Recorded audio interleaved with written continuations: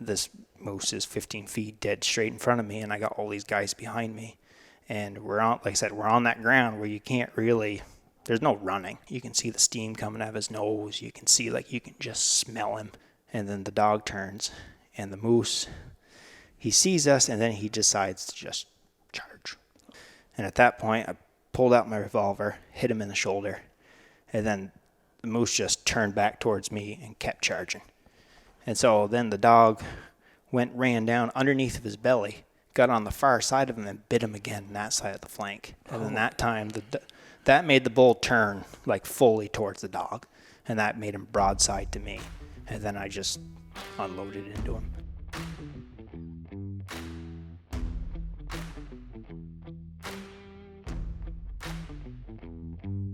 You're listening to STAGR Cast, brought to you by STAGR Gear.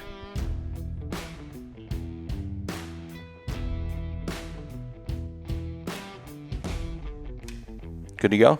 Everybody good? I'm good. All right, welcome back to another episode of STAGR Cast. Tonight, Greg and I are sitting down with Jeremiah Gracie. Thank you for being here. Glad to be here. You got quite the background, especially when it comes to blood tracking and dog tracking for wild game. So figured it'd be a good time to have you on and kind of go over some of the stories, the in between the lines of tracking, the whole process of it, and kind of just go from there if that sounds good to you. Sounds great. So what we do with all our guests is have you do a quick little rundown on your background, what you do, where you're from, and then maybe do a little bit of rundown on your dogs and stuff like that. Yeah, absolutely. So yeah, I'm Jeremiah Gracie. To say I'm a deer hunter is a little bit of a lie. I mean, I'm not the best hunter in the world, mostly because my eyes are terrible. But I grew up in it. All my brothers hunt. My uncles, my grandfather, definitely was a big thing growing up. But for me, what's kept me in the woods more than anything else is trapping. That was always my thing. I could just handle it better, and it's been more interesting to me as far as that goes. I've really gotten into deer hunting, though, mostly through the dogs. It's what really got me into it and got me around it a lot more. And it's definitely, the biggest passion now. Like, things have definitely evolved over the years. Like, for a long time, all I did was trap, and then I kind of worked in the dog work a little bit more in the first couple of years that I did it. I was doing it part-time, as it were, because I was working and had other things. Like, I'd also do a little bear hunting with the dog and different stuff like that. But as the years have gone on, it's become more and more tracking, just because it's addicting. Honestly, it's quite a passion. There's a lot of things to do with it, which is cool, and there's different aspects that I found are really enjoyable. I'd say one of the biggest things is it gets me out. Like, it lets me see the state in ways that I never would. Like, when I was hunting and trapping, I pretty much stayed in the small little area that I grew up in, which is Lincoln and Huntington and Ripton.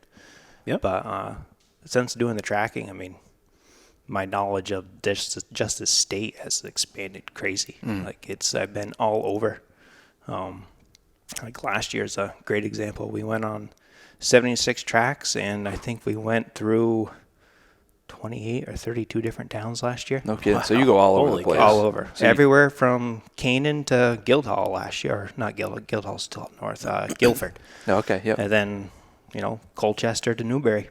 Wow. I went everywhere. That's awesome. Seen a lot of interesting places then. All the state forests and everything else, I imagine. All this stuff. All kinds of stuff. Yeah. And the other thing that's nice about tracking is also I get to see a lot of private land. I get invited to a lot of posted places. I get invited to a lot of areas that most guys would never go to because it's not really an option. Yep. But, there's definitely parts of tracking that, for me at least, it's been pretty beneficial. What about your dogs? Before we get into some of the stories and all the other stuff, why don't you give a little rundown on your dogs? So I definitely have odd dogs. They're not very common in the States. I run Norwegian Elkhounds. Okay. Which, for people that don't know what they are, think a shorter, stockier husky. Okay. So it's a Spitz breed out of Norway and Sweden. They're primarily used for moose hunting. So in Norwegian, the word elg, E-L-G, is moose, and then hund, H-U-N-D, is dog. So their real name in Norwegian is elghund. and it just got poorly translated into English into elk hound. So they're not hounds, and they have nothing to do with elk. It's just one of those things that's, I don't know, poor English translation is where it just sounds similar. But so they're a moose dog. They're primarily used as a baying dog, where they're just let out into the woods, and then they go find the moose, and then they just keep doing circles around it, keeping it one spot, barking their heads off, and then the hunters can follow the sound of the bark, and when they get there, they can shoot the moose. It's pretty simple. It's a pretty easy way of doing it. And that's how they do it in Sweden? Sweden and Norway. Yeah. I was just listening to the True North podcast this morning on the way to work, and they were talking about the differences in moose hunting between Maine and Sweden and stuff. So it's funny that kind of a coincidence that you're here today. And was that the other podcast you did? You said you've been on another podcast? I have. It wasn't that one. The one I was on was called Nordic Tales and American Trails. Okay. It's a podcast based out of Sweden that's all about Northern European Spitz breed dogs. Excellent. And they're hunting in America. Interesting. Because there's a lot of differences to it. One of the biggest things that you could say is, so in Sweden and Norway, it's actually illegal to go hunting without access to one of these dogs, the blood trail. Really? So you got to have, so they work in teams, and every hunting team has to have a dog handler that has a dog that's gone through all these courses and is certified to blood trail. And if you don't have that, you can't actually hunt. You have to be able to prove that you have access to one of those dogs within 2 hours of making a shot if it doesn't drop. Really? It's pretty strict. It's pretty regulated. Huh. Very much so. But their game is much different than here. First and foremost, it's all private land. There's no public at all. Mm-hmm. And their moose population and just their general game density is much lower. So their animals are a little bit more valuable to them. Mm-hmm. So they're not looking to have any opportunity for anything to, essentially go to waste. Yeah. Mm. Yep. Huh. Interesting. No, that's really interesting. Yeah. Sorry, Adam. Go ahead. No. So that being said, you got to be one of the only ones to have that particular breed of dog as far as blood trailing goes in Vermont, or am I in wrong? Vermont, definitely I'm the only one. Yep. I know one other guy down in, I think he's in North Carolina or Virginia, something like that, and he just started last year. Okay. He's got a great dog. I don't remember what they did last year. They did like 30 or so tracks and found 20 or so animals last year. But that's the only other guy I know doing it majorly, like for the public. Okay. I know one or two other dogs where they've trained them for it, but they don't really do much of it. They do it for their friends and family and whatnot. But I'm definitely the most, as far as been in it for amount of time, we've been doing it for 5 years with my dogs, and there's really not many people out there using Spitz breeds to do this. Yeah. Honestly, the most popular breed across the country are those wire-haired Teckles, Dachshunds. Yep. Little wiener dogs. That's the most popular one? By far. I've seen pictures and stuff, but I just never really thought about that. When I went hunting down in South Carolina, I've told this story 100 times, but I was on public land sitting in a tree stand, and these dogs started running through. I texted my uncle and said, the hunt's over, and he goes, no, it's just getting good. They legally chase, they're doing the deer thing down there with the dogs, and they were just those little shitting dogs, and they friggin' chasing deer all over. So absolutely, they're quite successful at it. And that's mostly because, if you take a step back in the history of dog tracking, it's a relatively new sport, at least as far as popularity goes. Mm-hmm. But really, the first person that kind of got it started was this guy named John Jennany out of New York. He was a college professor, and he ended up having this idea that if it were legal to use a dog, that he could actually recover a lot of animals that otherwise wouldn't be. And so he made a proposal to the state of New York and essentially laid out that hypothesis, said that, I think if I did this and went through this type of a training thing, I could get dogs to help hunters. Mm-hmm. And the state of New York gave him a temporary permit, and he was allowed to prove it. And he proved it very successfully. And so New York became the first state that you could actually blood trail a deer with dogs. Aside from like southern states where they actually hunt deer with dogs, that's a whole different thing. Yep. Oh yeah. But as far as actually blood trailing for other hunters, not for yourself, New York was the first state. Interesting. And then it kind of spread from there and Yep, went it did. across the country. Is there still some states that it's illegal in, or is it legal? There are. I don't know exactly which ones, but there's definitely a handful of them that it is illegal. Okay. Just because it's the whole legislation around people getting their minds around, using a dog to hunt deer. Yep. Yep. Which, for many obvious reasons, it's illegal in most of the country. It's not down south, but up north it generally is. Yeah. How's it looking for Vermont as far as the number of dog trackers? Is there more and more coming up, or is it kind of stable or declining? So it's one of those things, it changes. Mostly because we're trying to get more word out and get more people involved. But the other thing is it's not just about you as the tracker, it's also about the dog. So like, for instance, we had a very good tracker for the last several years, and he didn't track last year or this year because the dog's too old. Yep. And he just hasn't got another dog. Yep. So in a way, people can get out of it for many reasons. I mean, there's all kinds of reasons that people stop doing it or want to keep doing it. But the primary one is definitely, your dog gets too old, or you don't want to get another dog right off the bat. Some guys will get 3 or 4 dogs because they never want to stop doing it. They don't want to have that lapse, as it were.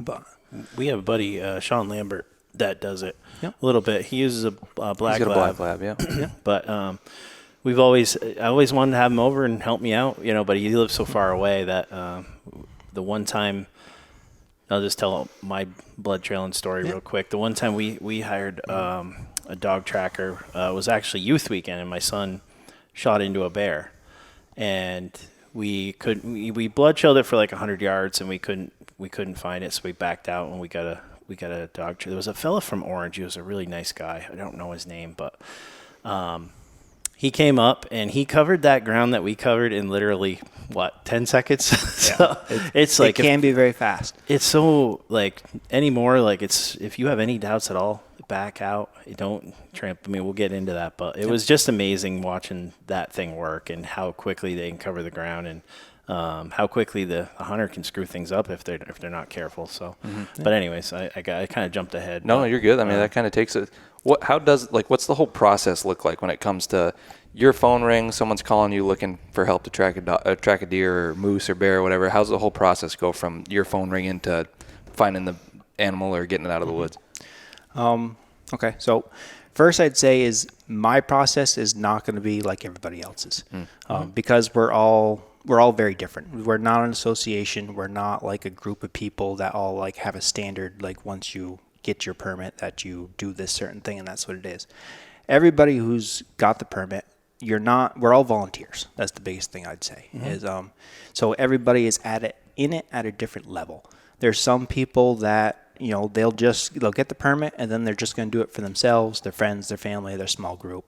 There's other people that'll do it, within a 5-town radius of them because that's their limit for how far they want to go. Yep. There's other people like myself and a handful of others that'll go anywhere they can. The guy who runs the program, his name's Tim Nichols, and he does Vermont, New Hampshire, and New York. Okay, so he's a busy guy then. He's retired now, and he was actually the guy that got it legalized in Vermont back in '96. Nice. So he's the oldest dog tracker, or the longest standing dog tracker in the state, which is pretty cool. But he's very involved in it. Like, he's taken upwards of 150 tracks a year. Wow. And he's a busy man once October 1st hit. I say, so once that hits 150 you're multiple tracks a day at that point, pretty much. Oh, yeah. That's crazy. I mean, I did 76 last year, and I had 3 periods of tracking for more than 46 hours at a time. Really, just straight. With no sleep. Wow. Yeah. It all depends. It all snowballs. Usually opening weekend of archery is a huge, week for us, and then youth weekend is always a big one. Muzzleloader is always big. And then depending upon how much snow we have in rifle, that really dictates a lot too. So Interesting. So Greg's in his stand. He shoots a deer, hits it bad. He calls you. Take me start to finish. So someone calls me. First thing I want to know is I just want you to tell me what's going on. Okay. I want to know everything you possibly know, because for me, when you call me, more than likely, unless I have a pile of calls stacked up, I'm going to come, because this is what I do. This is my thing. And if you can, at least put yourself in my shoes, imagine, you guys are deer hunters. Imagine if you can only deer hunt if somebody called you and asked for help. Yeah. You know, for me, I can only run my dog if you guys call. So, so when I want to do this work, do the dog work, I need you guys to call. So for me, that means taking pretty much every track that I can. There's not much that I don't take. There's a lot of variety we can get into, like what trackers look for in different tracks and whatnot. But so for me, I want to know the story first. I want to know what you're shooting, where you're shooting. I want to know where you think you hit the animal. I want to know what the animal did as soon as it got hit. I want to know how many other animals there were. I want to know what kind of terrain you're in. I want to know pretty much everything you can possibly tell me about the situation. Tell me as honestly as you can. Because that's the other thing. Is like, I get a lot of calls where people are like, "Oh, it's a great shot right behind the shoulder. There's no reason. Like, I don't understand it." And then you get there and we find the deer and they have a shot a little bit in front of the hind quarter. And it's like, some people don't like to admit to these certain things, like they might have messed up. But I'll tell you one thing: the dog knows, and the dog's going to prove it. No matter what happened, the dog will show it to us. Yep. And so there's no real point to lying to me because, like I said, it's not going to get me out there more. Yeah. So to me, I don't care if you shot it in the leg, if you shot in the back, you shot in the hip, guts, doesn't matter. I'm going to come if I can. So, like I said, try and be as honest as possible because that helps me gauge what's happening with the dog. Because when I show up, I'm not really looking at much on the ground. I'm watching the dog. Because honestly, I'm not the tracker. I'm not amazing at it. It's the dog that is. And he's the one that's really in charge. All I'm doing is, interpreting that and trying to relay what the dog is doing to the hunter so that way we can hopefully find something. And if not, we can at least provide an answer of what's going on. So that would be the first step. And then depending upon the situation, like I said, if this is the only call I have today, do I have other calls? Then I go, then I'll set up a time to meet with you. And depending upon what you say, what kind of a hit it is, I might go for a longer wait time than another. For instance, like if you get a gut shot, no point in running right after it. I'd rather let that sit for a little while and succumb to the wounds. That way we're not just chasing a deer all through the woods. Because the other thing you got to remember is this is a dog. And as soon as if the deer's not dead, once it smells there's a dog on its ass, well then it's going to panic and get as far away out of there because it doesn't know the difference between a dog and a coyote. Yep. So for them, that means death. Yep. So if you go too early or you're not looking at the situation right, you can end up turning an easy recovery into a very difficult one. Okay.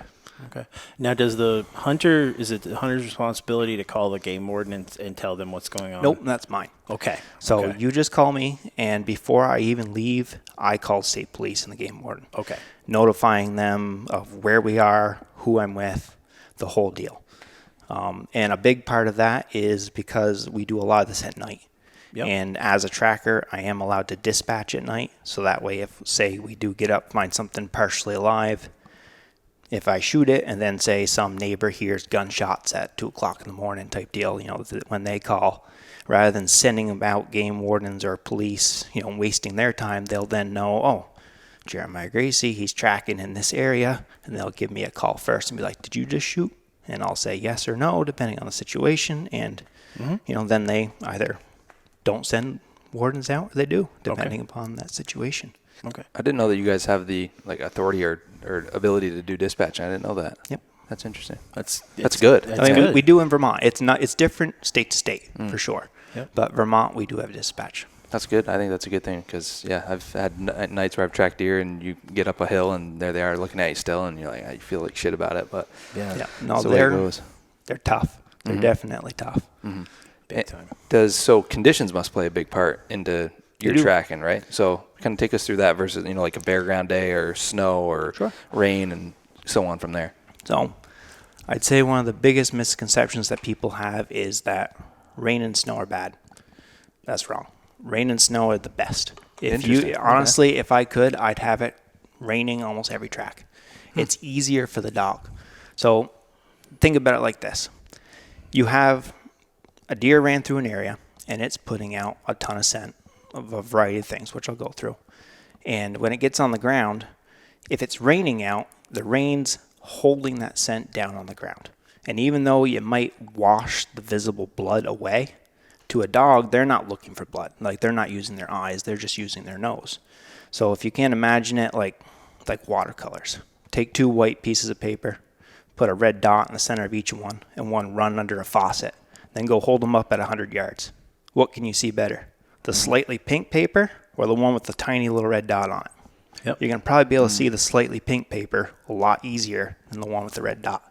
And that's kind of how it works with the dog's nose. So even though you might not be able to physically see the blood on the ground, the dog, it makes it easier for him. Whereas the opposite, hot, dry days like today, terrible. Because what that does is you got blood on the ground, and then as the heat bakes it, it gets a crust on it. It gets a little skin on that blood. And then that locks everything in there, and then also starts to dehydrate it. And that gets all that scent up above the dog's head. And then it can't do much with that. Okay. So ideally, wet conditions are the best, and that's why it's actually, in my opinion, best to track at night, because then you have all the thermals pushing down, you have everything, you have the dew coming down, everything's a little more moist. Yep. It works a lot better with the dogs. What about what happened to me last year when I shot the deer and it immediately started snowing and it snowed like an inch? So there was no, is that still Not a fine problem. for the dogs? Not a Nope, problem. because once again, that snow is going to hold that scent down on the ground where it is. Okay. And then, a dog's not going to matter. You're more than likely going to see that dog putting its nose down the ground and like plowing. Okay. It'll literally plow the ground right up looking for that scent. And so long as you start them in the right spot, they should have no problem finding it. That's incredible. I didn't know that. I always figured it would be the dry days that you'd think be better, but I mean, dry is actually a lot harder for the dogs. interesting. Just because it moves that scent away from them and disperses And it, it seals concentrates it, it seals it, it keeps it there. It doesn't, because the dogs are also, so this is another misconception with tracking dogs. A lot of people, when you show up, they want to see that dog going exactly where they think that deer went. So deer walks through, takes a right turn, zigzags through, and it goes around this tree, and that tree. Well, there's been time between that deer doing that and me showing up with the dog. And scent has a way of traveling. Like we don't see it, but once again, another good visual for you to imagine that deer's running through the woods, and instead of bleeding, it's got a bottle of baby powder, and it's just squeezing it. Yep. Even though you squeeze the baby powder right here and you walk through between these 2 trees, that stuff's drifted and it's moved. It's stuck to these leaves. It's stuck to the bark of these trees. It moves with the wind and the thermals. And just because a dog isn't right where it is doesn't mean it's not smelling the right thing. So if that scent moves over now, so the deer went through, say, it's on its path, it's evading you after it's been hit. But that scent is now X amount of time old. And as that scent drifts and gets stuck to other things, that scent's going to be a little bit fresher because it hasn't been on this tree as long as it was over here. So it's pretty normal for a dog to, say, parallel the line 20, 30 yards downwind. Or, like, here's a good example. I had one a couple years ago. This guy shot a doe on a hill, and the thermals were coming down the hill like crazy. And she turned and went uphill. When I got the dog to the hit spot, he wanted to go downhill for quite a while. He went downhill and he just started circling and circling and circling. Well, that's because for the whole amount of time between that deer being shot and me getting there, those thermals were pushing all that scent down into the field below him. And that's where the freshest scent was. So just because the dog went in the exact opposite direction the deer did, doesn't mean he's not on the right scent. He just got to figure it out. Because what he's going to do is he's going to go downhill. He's going to find that scent pool, and he's going to circle and circle and be like, there's nothing here. There's no scent. Or there's a ton of scent. And then he'll end up, once he exhausts that option of where he is, he'll then turn around and start following it the proper way. So it's kind of hard to describe but the main thing is you just got to trust the dog. Because I guess the biggest point is you're calling us, you want to find a deer. I guarantee you my dog wants to find it more. Yep. Like, That's what he lives for. really, this is what he lives for. Like, he only gets to go if you guys call. Yep. And other than that, like, I mean, I know we go through the whole year and, we don't do much. Like, you can't do much with him in the summer. He's a, cold breed, and there's not much training that I do with him. But as soon as we get that first call, even though it's been 8 months since we've tracked, he knows instantly. Really? That dog, like, he must know my, like, cadence of my voice when I'm interviewing somebody, because literally if I get a call, he knows what I'm talking about, and he'll plant himself in front of the door. So I'm not allowed to leave without him. Like, he That's knows crazy. what's going on. Reads your mannerisms, essentially. Yeah. Absolutely, yeah, for sure. Wow. And I don't know what it is, because, like, I can get a normal phone call from my grandmother. He doesn't give a shit. Won't even pick his head up. So They're so much smarter than we give them credit for. It's just like they just know. yeah, they're things. very perceptive. Yeah, For sure. for sure. That's incredible. So how does it, like on like super windy days, does that help with the scent, or is that too much to where it's like moving it too far So out? it depends. So you got to define windy day. Are we talking crosswinds, or are we talking like a general one straight wind? Because wind doesn't really matter so much so long as you as the hunter are willing to trust me as the tractor and the dog. Because, so say we get to a hit site and the wind's blowing in the opposite direction, or it's blowing all over the place. The dog's not going to exactly work the line as we would. Because we're thinking of, okay, the deer went here, it went here, here, and here, and we're only going to stay in that line because to us it only makes sense to go exactly where the deer went. But the dog can find that deer in many different ways because he knows what he's looking for. He wants to find a dead or an injured deer. It smells completely different to him than anything else in the woods. And so just because the wind's crazy or things are getting mixed up doesn't mean that the dog's not circling around way downwind, and he's just going to find. So if you get him, That's a really good point, because when I'm just not to interrupt, but when you show up on in you're part of that and you're the hunter, you're thinking, oh Jesus, the thing doesn't know. You think immediately like, oh, this isn't working. He didn't go that way. Yeah. Just shut up. Let it's you one of do those your things It that must be is- annoying to you. It's a struggle Yeah, for sure. yeah. Because just because the dog's not doing exactly what the deer did doesn't mean anything. Yep. Because the other side to that too is the dog doesn't necessarily want to go right where the deer went. He wants to go to where the deer is. Yeah. So say you have a deer that gets hit hard on one shoulder, right? That deer's never going to run in a straight line. It's just like driving around with a flat tire on one side. You're always going to hook hard to that side you're injured on because the mobility is lacking. The other side is working just fine, so you naturally take a curve. So we've had many times a deer will go into, like, say it gets shot in a field, runs, goes into the woods, and you see it headed up there. But once it gets in the woods, you can't really tell. So Okay. a lot of guys will search in that direction.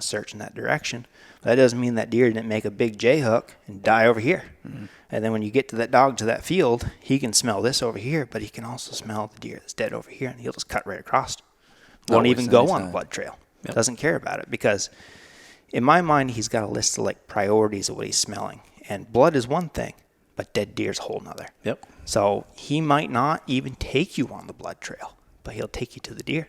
Wow. So in his mind, the first thing he's thinking of is the smell of a dead deer versus blood. And then if he can't pinpoint the dead deer smell, then he Exactly. reverts to the blood and then Yep. until he can get to that scent. So I can't speak for other people's dogs. I don't work with a lot of other dogs. But for mine, when I bring him to a hit site, first thing he's going to do, so we get up to where the deer is standing. That's generally what I want. I want you to bring me within 10, 20 feet of where the deer is standing when it got shot. A couple of reasons for that, which I'll go into in a second. But the dog, when he gets there, the first thing he's going to do is he's going to start circling and zigzagging with his head in the air because he's more of a winding dog. Like he'll turn to the air before he turns to the ground because to him, the air scenting is faster. So it gives him his reward at a quicker pace than if he has to actually work the whole track out and get to it. So I've always noticed with him, first thing he does is head in the air and he sniffs as much as he can. If he doesn't find what he wants, then he'll go down to the track and work it out.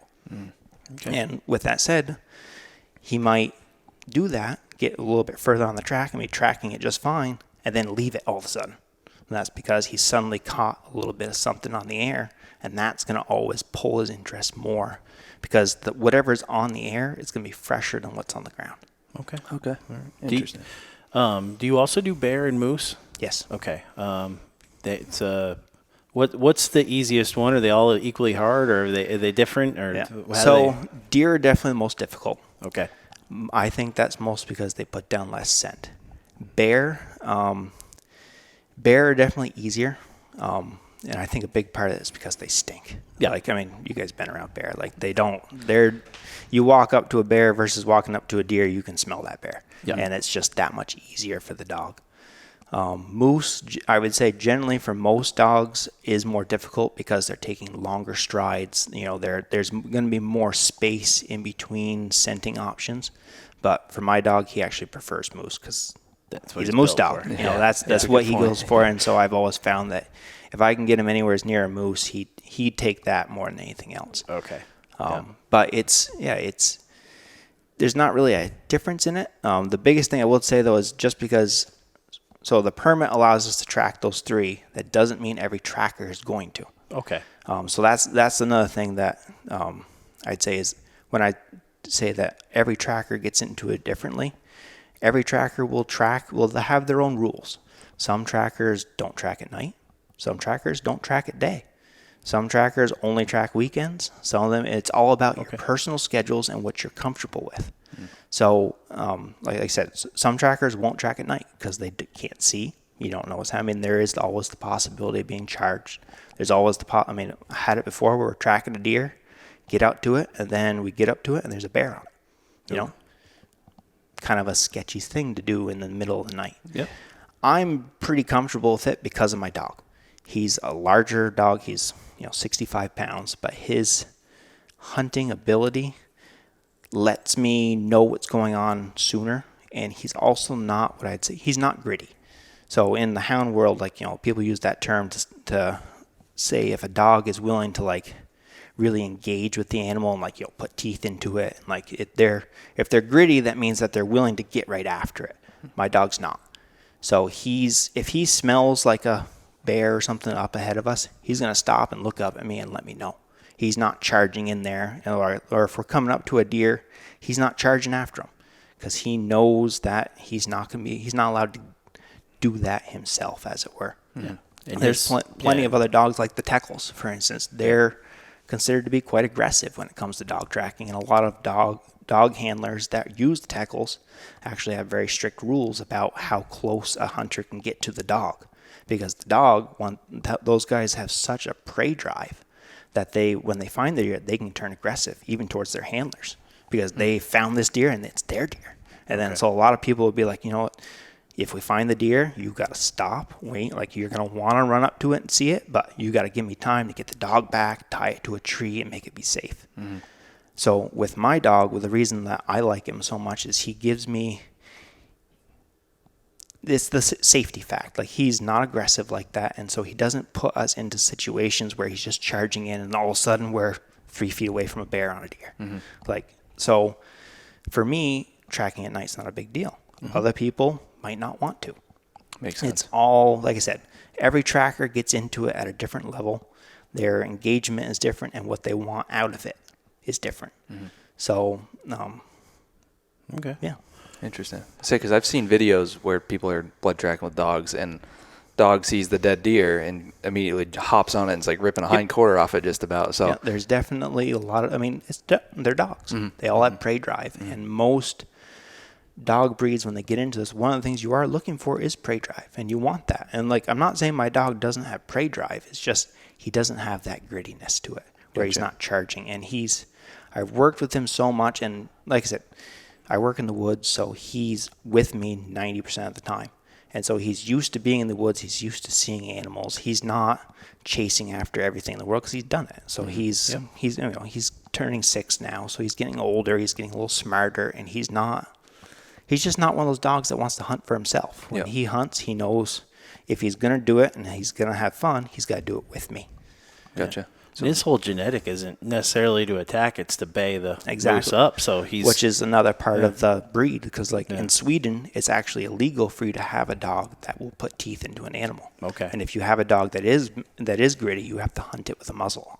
Oh, okay. Boy, so all sorts of rules over there. They have tons of rules over there. Yeah. Interesting. We were kind of talking like other species and stuff. How do you get, so say you get a call for a dead deer. You show up. How does the dog, I mean, if you're in an area that's got a bunch of bear in it, how does the dog specify that you're going for a deer or bear? Is it the scent of the wound, or is it? So what we're looking for is, there's many parts to it that can lead to a successful recovery. The primary thing that we're going for and that we train for is adrenaline. So an animal gets hit, no matter what it is, even if it's us, like you get hurt, you whack your finger with a hammer, you're going to get a big rush of adrenaline. And adrenaline to a dog has a very distinct smell. And what's cool about it is that adrenaline is going to stick with that animal.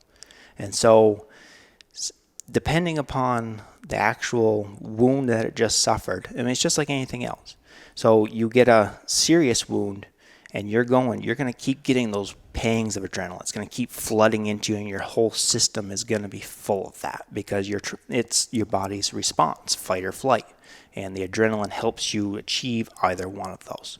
And so that adrenaline smell is what's going to allow that dog to lock on to that particular animal and stay with it, even though it was, say, in a group of deer, or it's been in an area where there's tons of animals all around, or that same animal has been there constantly for the last week or 2 weeks. So adrenaline is definitely the number one thing that we're tracking. Okay. Beyond that, deer are herd animals, and all herd animals have this pheromone response. So that's referred to as a health status thing. And that's an evolutionary aspect that's come from being a herd animal. So like, say you have a group of animals, and like when one gets sick, they have a natural pheromone response that says, I'm sick, and it tells the other herd animals to stay away. So unless you're a chicken or a turkey and they just attack the hell out of you. Well, those aren't herd animals. Yeah. So I'm talking about ungulates. Okay. So, bison, deer, moose, all things that live in groups, as it were. Yep. And so because of that, that health status pheromone, it also helps in, like, say you have a group of doe, you shoot with a bow, it's silent, but all those other deer know instantly something's wrong, because that health status pheromone is like, danger. Something just hurt like crazy, everybody scatter. And that's what they do. Boy, that's their that's instinct. incredible. And so when you look at that pheromone in terms of a herd animal and then apply it to wolves, everybody always knows that when a wolf is going after a pack of animals, they're going to pick off the weakest and the sickest one first, because it's going to be the least calorie expenditure for that reward. And so essentially what happened through the evolutionary process is wolves evolved the ability to read that health pheromone that ungulates are supposed to be giving to each other. And so because of that, it made them more successful as hunters. And that's what we're tapping into with dogs. Interesting. I had no idea. That's incredible. So how do you train? I mean, I know it's obviously in them to some capacity, but how do you go about training them to, sniff out that adrenaline or that pheromone? There's a lot of ways to do it. The basic concept is that you need to get either blood, body parts, feet, legs, something, of animals that have had those pain receptors. And then you get some out of one. So most common for the sources would be like roadkill, or throughout the season I'll collect certain bits. Like, when we find something and say it's a buck that went for 15 hours after being gut shot and he was in a lot of pain. If we find it, I'll ask the person, like, can I take some blood? Can I have a hoof? Something, because that's going to be soaked in that scent. Makes sense. And then when we're training the dogs, what we do is we get that, and then we get some scent or some blood from, say a deer that just got smacked, hit by a car, died instantly, and doesn't have that scent. Then you drag out these lines and make them go in opposite directions. And then at the end of the line with that real pain pheromone, that scent, you give them the reward. And the other line, you're not going to have any reward at all. And after a while, the dog's going to go up and be able to tell, well, if I go for this smell, I'll get something. if I go for this smell, I never find anything. Yeah. So then that's how you get them to go specifically for one animal and not just for deer. Because the other thing you also got to think about when it comes to blood, especially during the rut, every doe is laying a blood trail. You know, so if you just train to just like general deer scent and general blood scent, you're not going to get very far. Yeah. You're not going to have a great, successful dog. So you really got to key in on those features that makes a wounded animal stand out from the pack. Okay. Wow. Yeah, that's incredible. I didn't know that. Yeah. That's very interesting. So on a regular season like last year, for example, what's a typical success rate? I know it doesn't really have it ultimately depends on the quality of the shot. Because if the deer's dead, and a lot of them are not dead when you show up. But what on average has been kind of the find rate on those? So this is one of my favorite topics. So generally speaking, I separate out success from recoveries. Yep. For a recovery rate, generally across the board, it's anywhere from 30 to 40% Okay. across the country. Yep. There's some people that do higher, some people that do lower, and honestly, I'd be if you as a hunter call somebody and call a tracker and they say that their dog has a 100% success rate, I'd be worried about that because that means that they're just picking and choosing which calls they're going on. Yeah. And any tracker could do that if they want to because there's nothing holding us to taking your call if it comes in. Yep. And some people are worried about it. They want their success rate to be in the upper echelons because they think it's going to set them apart. But to me, that's telling me that they're not going on all the tracks. Okay. Because the honest part of the situation is trackers, we're only getting the shittiest calls there are. Yeah, Like, we're not getting those calls when it drops dead and it's only 20 yards out. Like, that's not what we're there for. Yeah. So we're there to, and then this is why I separate out recoveries from success. Because honestly, there's a lot of recoveries we made that have been very easy.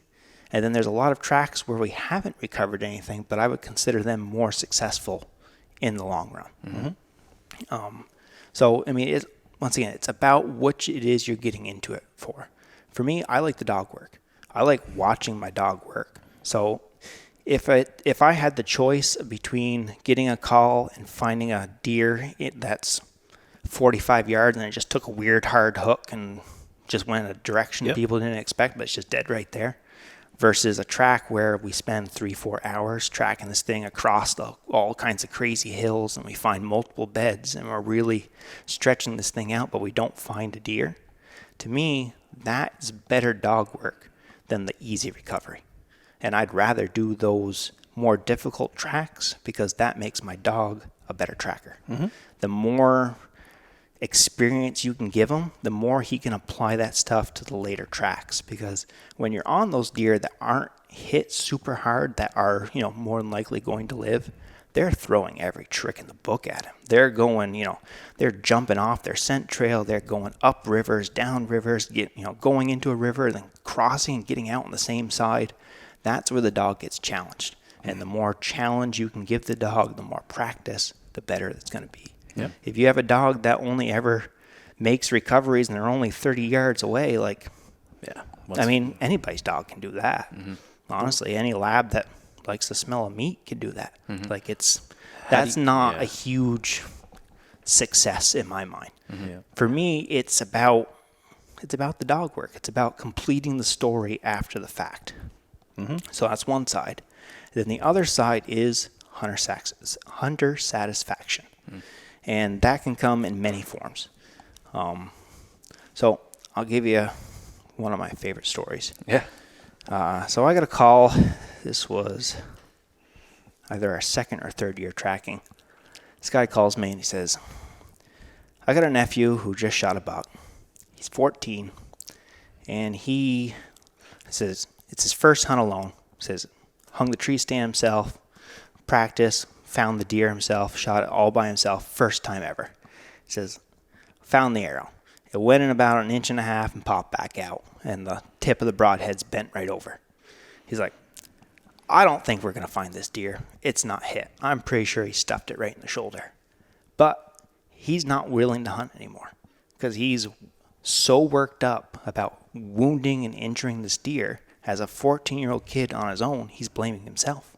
And he's like, I don't know what you can do, but is there any chance you come out here and put the dog on it and like show him that he didn't fuck up, as it were? You know, obviously he messed up on killing the deer, but show him that it's not, you know, all his fault and that this isn't the end of the world. Mm-hmm. And I was like, didn't have any other tracks. I was willing to work the dog, so why not? Drove out there and talked to the kid for a while before. He was really nervous. He was really, like, you could tell the whole time he was trembling. Like, his, you know, stomach was sick, which we all experience that. If you lose an animal, it's not a good feeling. Mm-hmm. So we went out there and we started tracking it, and sure enough, you know, we went like 30 yards, and then you could see a little tiny drip, and then after that, it was maybe a drop of blood the size of my pinky nail every 100 yards. Like, you know, nothing. Absolutely nothing, as it were.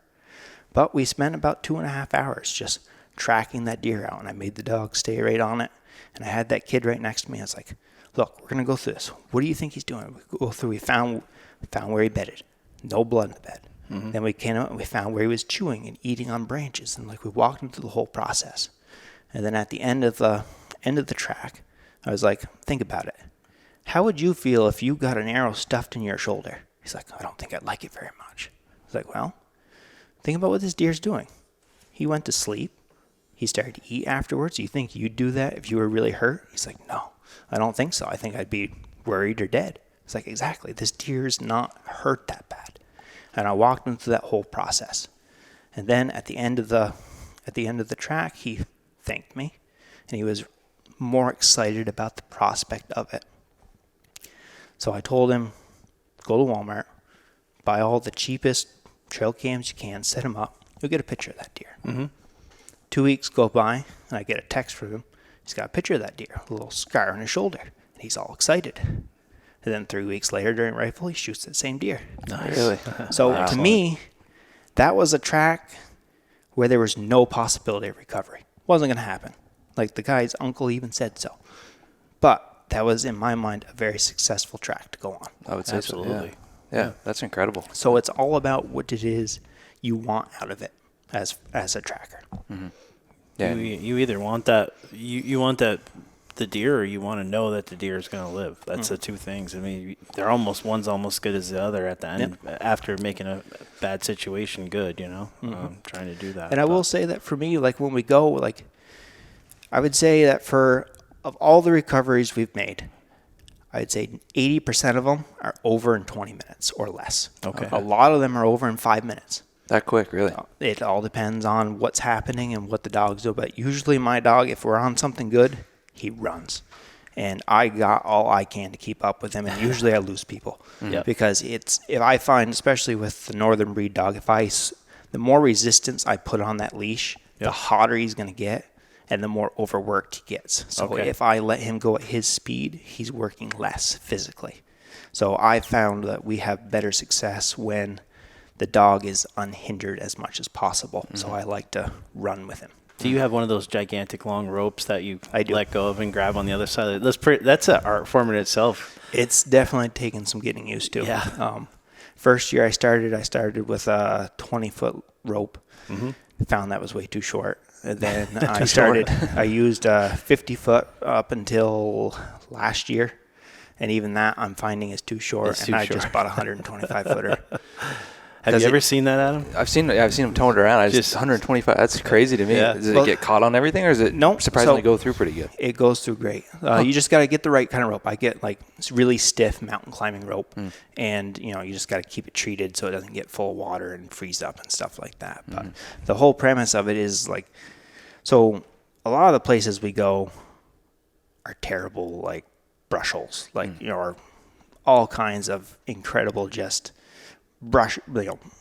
prickers, all kinds of crap that I don't necessarily want to go to. But the dog is very good at going down, up, and around, and there's a lot of times like I can't physically actually follow him through a cluster, so if you let the rope go, and then you walk around the cluster, that rope's still coming out, because the longer you got, the more time you have to get around that stuff and get it. You know what I mean? Yeah. So that's why I like the long rope, because it also gives the dog more freedom ahead of me. If I got him on a 20-foot lead in front of me, then he's stuck 20 feet in front of me. Yeah, okay. And he's zigzagging, and as for his good a shape I'm in, I still have trouble keeping up with that dog. Okay. He's fast, he's strong, and he wants to go. Yep. So at a 20 foot, they're essentially fighting you in some aspect. Exactly. And hindering them. And it slows him down, and it causes him to do more work than necessary. Interesting. So can we get into like actual hits on animals and what obviously what you see anecdotally, like what is the worst shot that you know as far as what you see as far as where the arrows are hitting or where the bullets are hitting and the recovery rate for each type of shot? Okay. I'll say personally, if I'm getting a call, my favorite words are gut shot. Yep. I love it. Okay. Because a gut shot is pretty much 100% recovery. Because that is if you nick the guts at all or the stomach, it's lethal. It's just a matter of time until it's lethal. Okay. And that smell is so much stronger for a dog than any of these other smells I've talked about. Adrenaline, the pheromones, nothing compares to the smell of gut matter, which I'm sure you guys have Everybody smelled. knows the old You paunch walk smell. up exactly. You walk up to that paunch smell, it's hard to miss. I mean, half the time you could smell it yourself. Oh, yeah. It'll make a grown man puke right there. It can be gnarly. So gut shots for sure. That's 100% recovery. Okay. The only downside to that shot, though, is, and we'll get into this a little bit, is coyotes. Yeah. So everything I'm about to say as far as recovery, you also got to imagine that there's a whole bunch of wild recovery dogs out in the woods, and they're hungry. a good way to look at it. And so as far as these different shots, it's a good thing in my mind because we're going to find something, but there's also a higher chance that coyotes are going to find it too. Yep. So the ease of recovery also means ease of loss to coyotes. So keep that in mind. Okay. I'd say the two shots that we get the least recoveries on is definitely high back shoulder. So that's that zone that's going to be just below the spine and just above the lungs. There's about 2 inches there in a fully 160-pound deer where there's nothing. Yeah. And that happens a lot because a lot of people will, whether it's a range thing. It's right there behind the shoulder, but it's closer than anticipated, so you're shooting higher. And, if you're depending upon, tree stand elevation, ground blind, all that kind of stuff, like the factors, because you also got to imagine you have entry and exit. So if you're on the ground, if you're in that high shoulder and it's just blowing right through, there's nothing there. That shot's not terrible if you're elevated in a tree and it's really close to you, and just because you're going in high doesn't mean you're not going to pop out low. So high shoulder shots are definitely, I'd say, the most common call I get where we don't recover something. Okay. Especially, across the board. Doesn't matter if it's bow, muzzleloader, or rifle. That spot is it's no man's land, and they can heal from it like crazy. Like, it's amazing. You could put an arrow right through them or a 30-06 shell right through them, and 2 holes, but you didn't hit nothing important. Nope. Nope.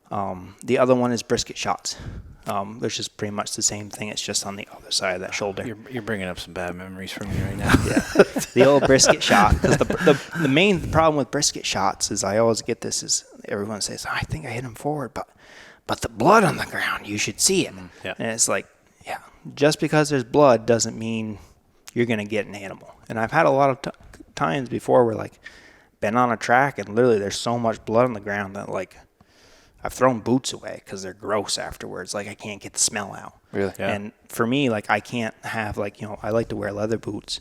And I've had one track where, like, it was so much blood on the ground that I knew if I kept wearing those boots, it would throw the dog off for the rest of the season because I just couldn't get it out of the boots. Yeah. But we never found that deer. Wow. It's amazing what they can go through, and that was from brisket.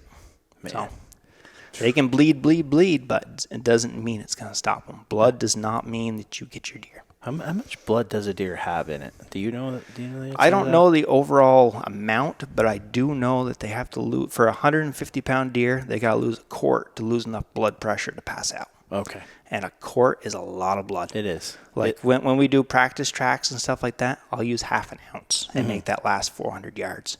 Yeah. And it's visible. So That's as a far good as, point right there, So as 'cause- far as using it, like a half an ounce over 400 yards, I can follow that with my eyes.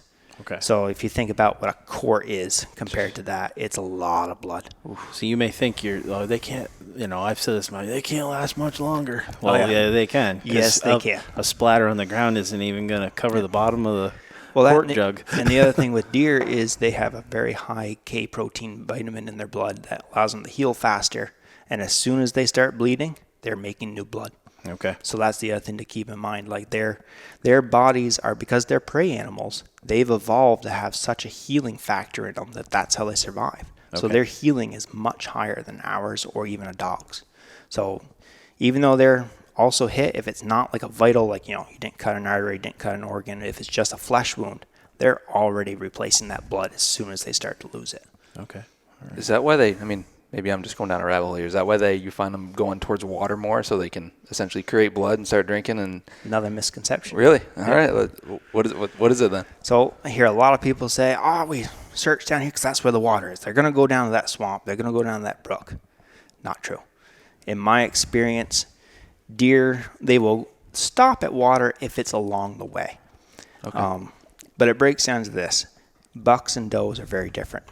A buck is going to go to where he's been sleeping for the last wherever he is, because he's going to go to where he feels safe when he's hurt. And he's going to go through hell or high water to get there.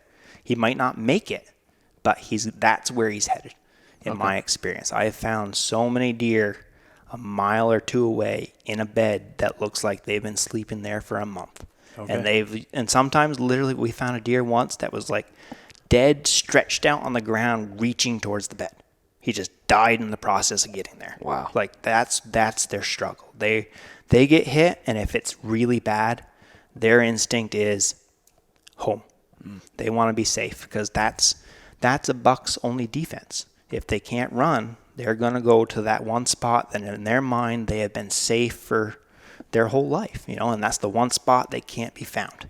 Because they're not just, when a deer gets hit, they don't necessarily know that they've been hunted or that someone shot them, or like half the time they don't even know what the hell went on. They're just reacting in their own way in their life to the situation. They have pain. They don't understand that there's an arrow in them. They don't know that there's a broadhead, that there's a bullet, or whatever it is. So his instinct is, I got to get safe. And for a buck, that's wherever he has been bedding for the last whatever it is. Okay. And sometimes if you have a buck, especially during the rut, that bedded zone, that might be 5-6 miles away, because they're traveling when they're chasing does. And just because you shot this doe or you shot this buck in an area doesn't mean he's even remotely from there. So a lot of bucks will take what seems to be completely odd way of going. Like I've had bucks that were lethally wounded and dead within 400 yards, but they went straight uphill. Mm-hmm. Like no downhill, like avoided water, just straight uphill. Mm-hmm. And the theory would be that their bed was that way, and they were just trying to get to it. Does are different. Does are not going to say, their safety is their numbers. So they're going to go where the other does are. So say you have 3-4 does, you shoot one, they take off, right? Say your wounded doe goes off to the right, and then all the other 3 does run the other way. That one that's wounded, if she can, she's going to loop around and try and join those does. That's why it's really important, like when I say, like with the interview, I want to know exactly what's going on. And don't just pay attention to the animal you shot. Look at what the other animals are doing. Because especially with doe, they're going to try and regroup, or especially with young ones. Mm-hmm. Like you shoot a young one and the mother takes off, that young one might take a different route, but it's going to do its best to get back to its mother because that's its safety. Okay. So that's why you ask them when they call you how many were with it, or how many. What's going on? I want the whole story. Yeah, because if they're like, oh, this doe ran by herself over here, but they're like, oh, the other 6 or 7 that are out in the field went this way. You're like, all right, does that kind of calculate where you? Well, it gives me a bigger piece of the puzzle. That way, so say we get the dog on the trail and it goes in the direction you saw it go, but then it starts hooking off hard to the side. And we can't make sense of it because, say, there's not blood on the ground or there's not much sign. Mm-hmm. But if the dog wants to keep going off and it makes, say the way that the doe went initially was downhill and there's water down there, sometimes it's really hard to convince a hunter not to keep going that way because in your head that makes sense. Mm-hmm. But if the dog is saying we're swooping over, and that's when I like to know, well, where did those other deer go? Because if they went in that direction, the dog's now starting to go. That makes sense. Yep. Gotcha. Question for you. What is the longest period of time that you've ever came up on a deer that was actually still alive? And where was it that deer hit? Oh, gotta think. Definitely had some that were still alive 36 hours later. With, I've heard some, not personally, but I've heard some where people have had deer that was double lunged and heart necked and still alive 36 hours later. Okay. So it's all dependent on the animal. It's all about the animal and the actual placement of everything. Okay. So it's all about, I've had liver shots last a long time. Gut shots can last a long time. Once again, it all boils down to exactly where, it can be a difference between the difference of an arrow sticking in versus a pass through. Sometimes pass throughs actually will lead to that deer being alive longer, because if you get an arrow stuck in there and then as they run by trees, it's going to thwack that shaft sticking out, and then it's just cutting more. Or sometimes we get, I've had it before where we've tracked a deer and you had bad penetration with an arrow, right? But it's in a decent spot. You're just not deep enough. That deer takes off. And then what'll happen is we'll go for a long ways, and then we'll find very little blood along the ways, and then all of a sudden we'll find what looks like the start of a bed, and then tons of blood. It's because they laid down and pushed on that shaft, and it went an inch or two deeper. Oh. So now what initially wasn't lethal is now lethal. Okay. And now there will be a blood stream for 150 yards that you can easily see on the ground, just with your eyes, and then there's a dead deer. Wow. So things don't, just because it doesn't happen immediately doesn't mean it's not going to happen, because it's all about that situational, what's actually happening in that process. Because if you think about it, there's a lot of ways you can die from being shot. And there's a lot of ways you can survive it too. For instance, if that arrow goes in and it gets lodged in the far shoulder, and then that broadhead is just useless. If it didn't cut anything on the way through and it's just lodged in that shoulder in the far scapula, it's not going to do any more cutting. And that shaft is not, that's all it is. It's just a hindrance. Yeah. They'll get through that, no problem. And there's been many deer found where they have cysted over broadheads in them, or a whole length of shaft through their chest cavity. And it's all just grown over, cysted up, and they're perfectly fine. We had one time with the whole old aluminum shaft between the hide and actually didn't even penetrate the rib cage. There was a freaking arrow inside the hide. Yep. It was crazy. Had one before where found an arrow in a backstrap. Wow. Because it was like a cord ring 2 shot, and they hit high, and it went right down that backstrap. Wow. Just sitting right there. Incredible animals. All grown right over. Yeah. Do you see, I'm sorry, I keep No, go ahead. I'm so excited about this. Do you see any evidence of efficacy decline with crossbows as opposed to regular bows, or what? Because everybody says, they're taking bad shots, they're wounding the animals with crossbows. Do you see any of that? I do. Okay. Crossbows are one of those things that I don't have a problem with crossbows themselves. So we're in Vermont. Prior to the crossbows being legalized for everybody, it wasn't such an issue. And also this also comes with the modernization of crossbows and how they're marketed and whatnot. But when it used to be crossbows were just for 65 and older, or people that were handicapped, you definitely had a lot less of the wounding factor. But I think that's more about the demographic of the hunter. And your average 65-year-old guy is not taking a pile of shots versus, your average 30-year-old guy who is, just because you're out there more, yada, yada, yada. My grandfather carries a crossbow. I don't think he's ever shot at a deer with it. You know what I mean? It's just that kind of a thing. But the problem that I see now, since crossbows were legalized across the board, is that you have people who have never archery hunting. And they think they have a gun in their hands because it has a scope or a red dot on it. And on the box it says it's, some of these new Raven crossbows say good to 150 yards. Yeah, that's the scary part of when they say that. It's not. Maybe in a factory setting when you're inside in a shooting range with no wind, no brush, and you're taking that crossbow and it's in a vise and I bet it can shoot 150 yards accurately. Can anybody really do that? No. Not in the real world hunting situation. Yeah. And I think that's the problem. You have guys, because when you generally look at the difference between a rifle hunter and a bow hunters are all about practice. Practice. You're shooting all the time, tweaking your setup, all that stuff.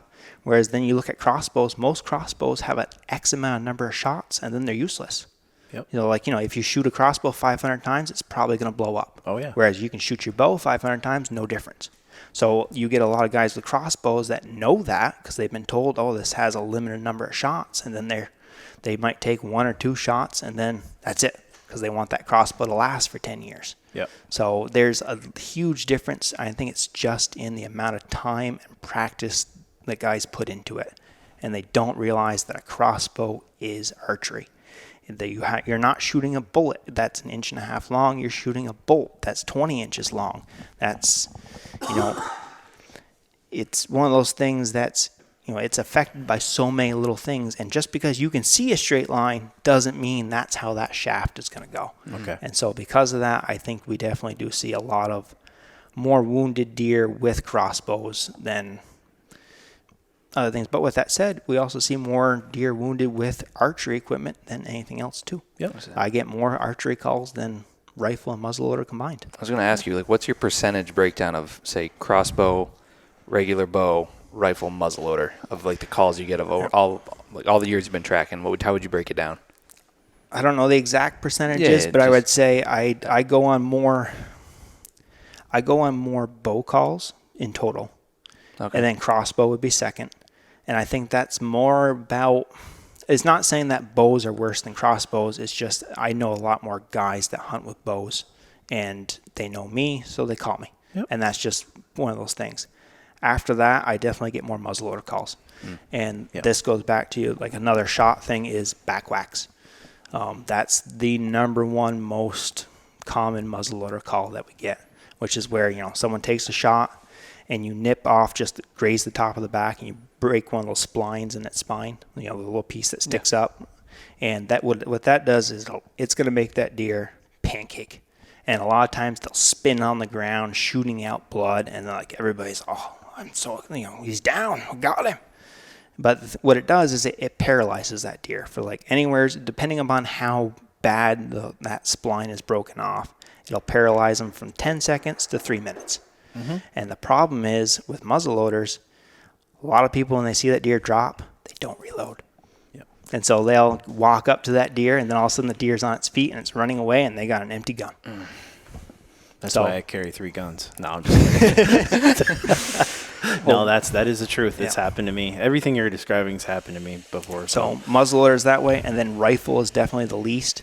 Yep. But I don't think that has anything to do with the actual weapon. That's more of season placement and the fact that generally we have snow, and most people can track a deer with snow if they've made a shot, at least to the point where in their mind they can justify, if they don't have it, that it's going to be fine type deal. Okay. I get a lot more calls on bare ground than I do during snow for obvious reasons. Yep.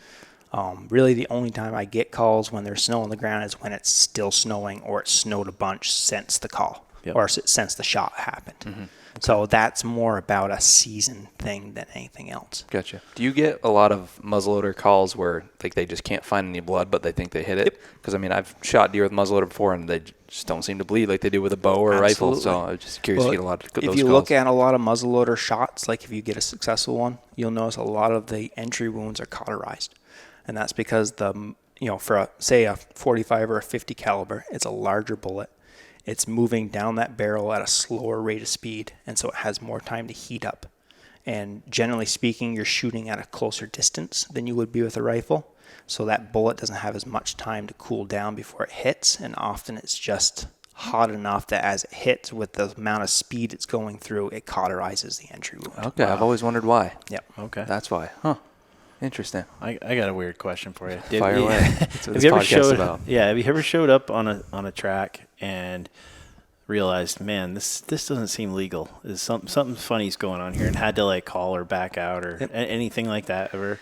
Well, so I'll say this. I always tell everybody before I go that they should know, state police and game wardens are notified. They know what they're going, and I'm not here to cover for anybody. Yep. Because the other side of the permit is, say something does happen illegally, and if I go along with it and we're caught, I'm actually punished way more than the hunter. Wow. Because my permit, it stipulates within it that I'm essentially more responsible. You know, like when it comes to a track, like I'm in charge of the track and that's the way it goes. And so if I'm out there with hunters and something happens, I'm responsible. And I'm not willing to lose all of my licenses for anybody's animal, no matter what it is. Yep. So, and I make that very clear. Okay. And I try to keep a very good relationship with all the game wardens that I know. Sometimes I track for game wardens. Yep. They know me. It works out well, and I'm not, if something's illegal going on, at least for me, you should know that the game wardens will be notified. Yep. Because that's the name of the game. Yep. Makes sense. Absolutely. kinda- there's some people that do shady stuff, and then you know. And sometimes it's not intentional either. No. Like we've been on ones before where like someone thought they were shooting a spike or a 3-pointer in a no spike horn zone, and it turns out to be a spike horn. Yeah. And it's different. It's about who you are and what's going on. And if you call me, you better be on the up and up, because I'm not covering for anybody. Yep. That's just the way it is. Absolutely. Like, because the way I it want should to be, keep doing what I'm doing. Yep. Like, and if I get caught, like, then I can't do this at all. Exactly. So it's not, in my mind, it's not worth it at all to cover for anybody. Good. Yep. That makes sense. I kind of want to get into some more stories, but before we do, like, why don't you go through like the do's and don'ts of someone that's calling and wants to, to have you come track? Like, don't do this or don't do this. Like, don't go tromp around or versus all that stuff. Kind of go through that real quick, and then we'll do some stories. So one of the biggest mistakes that people make is just being super excited and going too fast. Slow down. Like, that's the worst thing you can do, is rush the process, because you can bump deer. You can make something that would be an easy recovery far more difficult, because there's a big difference when the deer is... So deer gets shot. It doesn't know exactly what's going on. It's not like, oh, I know it's October 3rd. Fuck, it's hunting season. Like they're not thinking like that. They're not thinking like us. They just know all of a sudden they hurt. And then there's a big difference in a deer's reaction between just being in pain and knowing you're being pursued. So that can cause a deer to act very differently. Yep. So, obviously wait times it depends upon the different types of hits, but I'd say the biggest thing is don't rush getting out of where you are, your stand, your blind, whatever it is. Don't rush after it. Give it time. Just wait. Even if you can swear you heard it crash, still give it 45 minutes. Like, there's nothing that you're going to rush into. The deer's not going to spoil. You just give it some time. I know it's hard for a lot of people, but try and relax. Mm-hmm. The other big thing is when you start tracking, do your very best to not walk in the blood trail. Because if you're walking in the blood trail and you get on your boots and then you lose the blood trail and you start looking, you're laying blood trail. And then that can be very confusing for the dogs, because now it doesn't have just a line of where the deer went. It had a line of where the deer went, and then where you went, and then where you left the woods, and then where you came back in to look, and then where you left the woods again. Because you're more than likely, if you're searching unsuccessfully, you're not searching in the same spot over and over. You're going to keep looking, keep going all like that. So there's that part. The other big thing is grid searching for the same reason. Yep. If you can, try and imagine a field full of snow and the deer track walking across it where there's no tracks. And then try and do the same thing, follow that deer after 100 people walked the snow. If you put blindfolds on them, they couldn't see the track. It's just so much more difficult. Because, like I said, you step in that scent, it's moving through. And even if you're not stepping in the blood, let's say you're moving through that area and that pheromone's in the air and it gets stuck into your wool jacket, then you're bringing that stuff everywhere you go. You're going to smell with those pheromones. You're going to smell with all of that. So that would be the preemptive thing. If you get into a point where you know you need help, number one thing I say is mark everything you can. And some people won't like this, but I would prefer you not to use, not that you don't use it, but don't only use Onyx. It's not that accurate. And one of the things that does annoy me like crazy is when someone can't bring me back to a hit site or to a specific spot, so it's got to be here and they have it marked in Onyx, but it's not, especially if we're going out in the dark. Like, Onyx is not, I mean, it's accurate. It's a good tool to use. I'm not saying don't use it. I'm saying, but I would prefer people to physically mark, whether that's with flagging, scarring trees with a knife, or like toilet paper even, like anything like that. Physically mark where you were, where the deer was when it was hit, and then the path you've gone, and then the point where you lost it.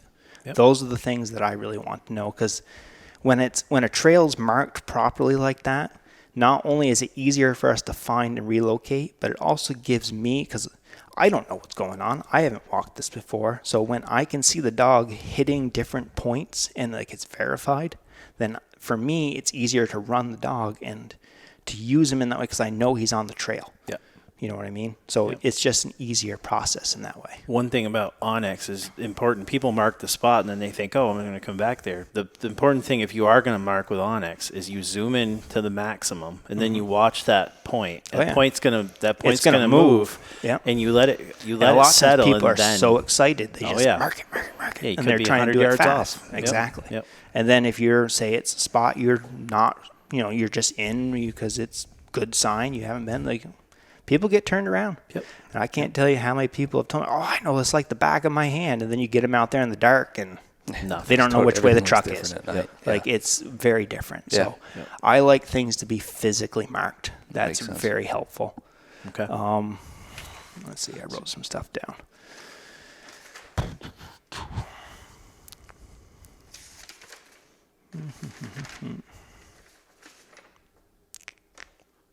One thing I was going to ask you at the end, but I might as well ask you now. I know there's rules against compensation for you guys, or so. What's the best way to like pay? Like, are we allowed to like tip you, or how can we compensate you? Because a lot of times you're driving, you're using your gas, you're spending hours and hours and hours. What's the best way to help you guys out in the end while doing it legally? That's a big issue. There's a lot of parts to it.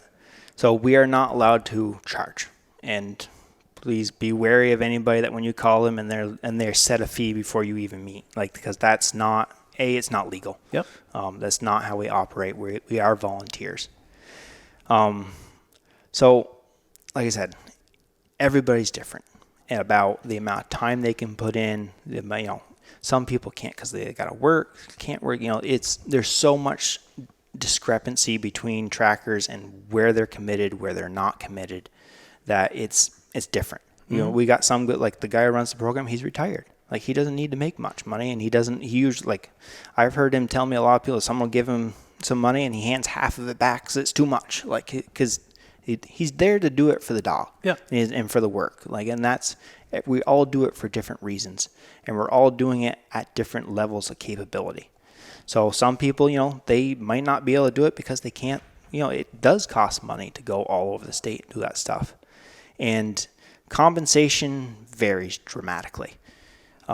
And it's some things, it's about what it is that's going on. Like, am I tracking for somebody that is wearing $3,000 worth of Sitka camo and has a brand new truck and all this stuff, and they are dumping money into this stuff? Or am I tracking for an old guy who's literally worried about the meat he's going to eat this winter? Yep. Like, big differences there. Yeah. And then the other part of it is, like, it's about how much you get into it. Like, some people literally, like me, I'm in a pretty unique situation because where I work, I can take as much time as I want off in the fall because I don't have to be back to work until December 1st. I can literally leave September 1st and not work at all. But I can't necessarily afford to do that.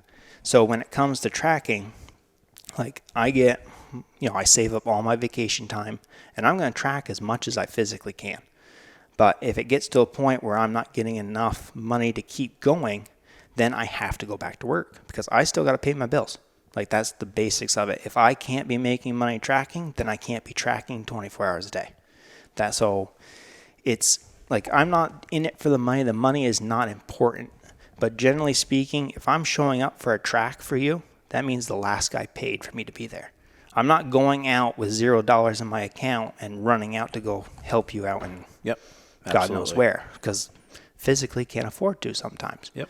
But if people can, if tracking can be something that's at least self-sustaining, then that's the more I can track. Yeah. So that's the way I try to play it. It's like, don't worry about what you're not paying for you. You're paying for the next guy. Mm-hmm. Because if I'm there, that means I can afford to be there. Yep. And if I can't afford to be there, I'm going to work. Yep. So Absolutely. I would say that's the best way to break it down. Keep that in mind, everybody. Yeah, that's a big thing. It's hard to determine sometimes because you know you're trying to think of what's appropriate, but then there's be more also than differences. generous. There's also differences in situations. Like sometimes I will drive 20 minutes and track for 5 minutes, and then we find a deer. Yep. Other times I'll drive for 3 hours and then track for 5 hours. Yeah. You know, and then I have a 3-hour drive back home. Mm-hmm. Like it's every track is very different, and there's no easy way to put money to it, and I would prefer to not put money to it because it's not something I want to see monetized, because then you start getting in the wrong people doing it, because if it's just about money, then you're only going to have people that are, so let's put it this way. I know out in the Midwest tracking's a big thing, and there's a lot of guys out there that will, essentially they're tracking and they're able to charge a fee, and they set a fee. And because of that, then now a hunter, before they even call them, has to justify if they can afford that too. And so you then end up getting, so now you got a hunter that's calling. It's like, oh, I got this 180-inch class buck. I can afford whatever the hell it is. So sometimes it's expensive out in the Midwest. Sometimes it's a couple grand. Like it's all about that marketing. But then at the same time, then you get another guy that's like, I shot a doe and I can't find it, but I hear that it's going to cost me $1,000 to have this thing tracked. Well, I can't afford that, so then we're not going to even call. Just let her go. We'll shoot another one. Yep. That's something I'm very against, because for me, I don't care what it is. I'll track a fawn, I'll track a doe, I'll track a big buck, I'll track a spike horn, because to the dog, it doesn't matter.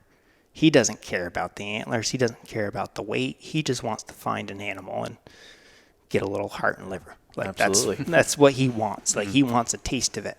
And so for me, I'm doing it for my dog, because my dog means a lot to me. We do a lot together, and so this is why I'm into this, is for my dog. That's why I don't have 5 dogs that are all trained for this, and it's why I got into it in the first place. I was going to ask, like, how do you console the poor dog if you don't find a deer? Like, how do you reward him at the end? He generally has so much fun, it doesn't matter. Doesn't matter. Okay. Yeah. All right. He's very big on affection. Okay. So like even when we find something, like he doesn't get like food reward or anything like that. He just gets affection, praise. Okay. That's what he's really looking for. And then I usually when he finds it, I don't feed him anything, but I'll ask for like a little bit, liver or something, people that aren't going to use, and then I bring it home and feed it to him later. Great. But it's not, for the dog, he just likes to go. Yep. Honestly, his best part is getting in the truck and getting there. Like once he's there, he's all about it. And it's also a difference in his excitement goes up and down because he knows what's going on. Yep. And he likes to work. He likes to do this. Yep. So for me, that's a big part of it. And I'll put it this way. You ask for some people would say well, you got to make something. It's like, I don't have to make anything. You guys deer hunt. Mm-hmm. How much money you make? Yeah, that's true. You spend a shitload of money deer hunting. Mm-hmm. I'm going to spend money tracking. Yep. Because you know what? Yeah. That's what I do. That's my thing. Yep. And so like I said, I take as much time off as I can. And if I can, I'm going to keep doing that. I'm never going to make the money I make at work tracking. Hands down. It hasn't even remotely come close. Mm-hmm. But if I can make enough to get the base bills out of the way to make me available, I'm going to do it, because that's my deer hunting. Mm-hmm. That's my season. That's what I look forward to all year long. Yep. And so if I can do that and scrape by the skin of my teeth, I'm going to do it. Mm-hmm. Gives you your freedom right there. Yeah. Exactly. Mm-hmm. That's the most important part. Before I got into this, there were a couple of times when I was trapping, I've never made money trapping. Mm-hmm. And I've been quite poor at the end of the trapping season before, when I have to send my furs off and be paid. But you know what? I don't regret any of it. Mm-hmm. It's not.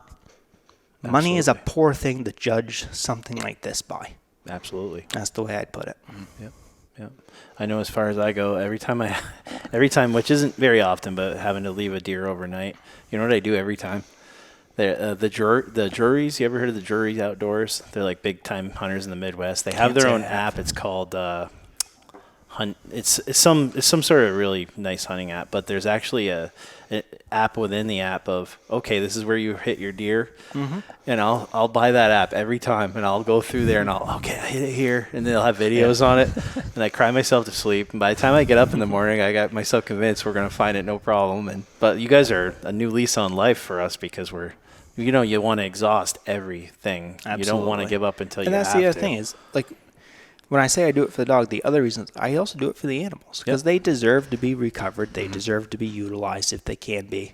Yeah. And it's just one of those things. Like, it's not – I think when we try to monetize anything that has to do with the outdoors, you end up losing.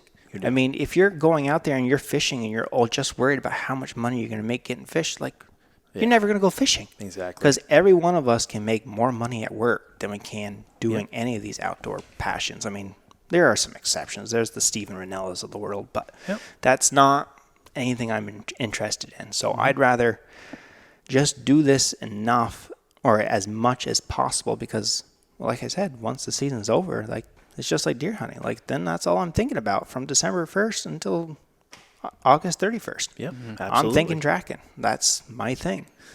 That's great. That's awesome. great. Yeah. And once again, I can only do it if you guys call. So I'd rather you call me and not have money then don't call me. Yeah. Good point. Like it's great point. I'd rather work for free than just sit at home wishing I was doing it. Yeah. That's a good point. Yeah. Yeah.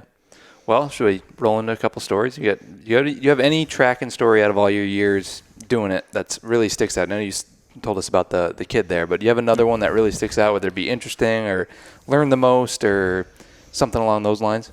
Oh, I got a couple of them. Let's see. Can we take 1 second? Not a break, but just I want to go back because a couple other things that we kind of got off sidetrack before a story. Yeah, of course. So when it comes to like what you can do as hunters, and the other big thing that I really want to get out there is call, and the other part of that is don't wait until you're in the stand, you've shot that deer, it's gone. Don't wait till then to start looking for a dog tracker. It's just like anything else. Preseason, get to know who's around because the state puts out a list, and I see this all the time especially through Facebook, like throughout the season. You'll be like, someone's like, oh, I can't get a hold of a dog tracker. I've called the 5 closest people, and I don't get a response. Well, there's a lot of problems with that. One, just because you called the 5 closest people doesn't mean that's your best option. Because the 5 closest people to you one of them might have to work all week. One of them might not track at all at night. One of them might not be, their dog might be sick. One of them might be on vacation. One of them might be hunting themselves. And what could end up happening is that the guy who's actually furthest away from where you physically are is sitting on the couch waiting for a call to come in and more than willing to drive to you to do it. So I'd say the best thing for a hunter to do is before the season, look at the list, reach out to trackers, get an idea of who they are, what they're doing, and if your area and where you're going to be is something that they're even willing to go. Because they might be three towns away, but they're only willing to go one town away, or that's all they have time for, or maybe they're, when it comes to big things like opening week of archery. I am in Lincoln, that's where I'm based out of, but I'm going to be in the Northeast Kingdom because I go up there for moose season every year. That's my big thing. I like to get the dog in front of moose. So first week of October and that third week of October, I'm not home. And you might be somebody in Lincoln or Ripton that first weekend gets a shot and then they're trying to call me, but I'm off, way out. And then they'd say, oh, well, he's not around. I'm not going to call anybody else. Please don't do that. Keep calling everybody on the list, and if you don't get a response, keep calling. Because the other thing is, it's not that just because you can't get me on the phone doesn't mean that I'm not out tracking with no cell service, can't get your call, and as soon as I'm done, get cell service, I might want to do it. Like, you got to keep calling because there's not a great system as it is to know where everybody is and what's going on at any given moment, and it's so fluid and varies so much. So I think it's best to go out, like I said, get a hold of people beforehand, figure out what's going to go on and have a plan. Don't have one number. Have 3 or 4 numbers in your phones. That way you can go through and be like, yep, I talked to these people, and if I can't get a hold of him, I'm going to go to this person, and this person. That way you have a plan before it goes. Because like I said, everybody's different.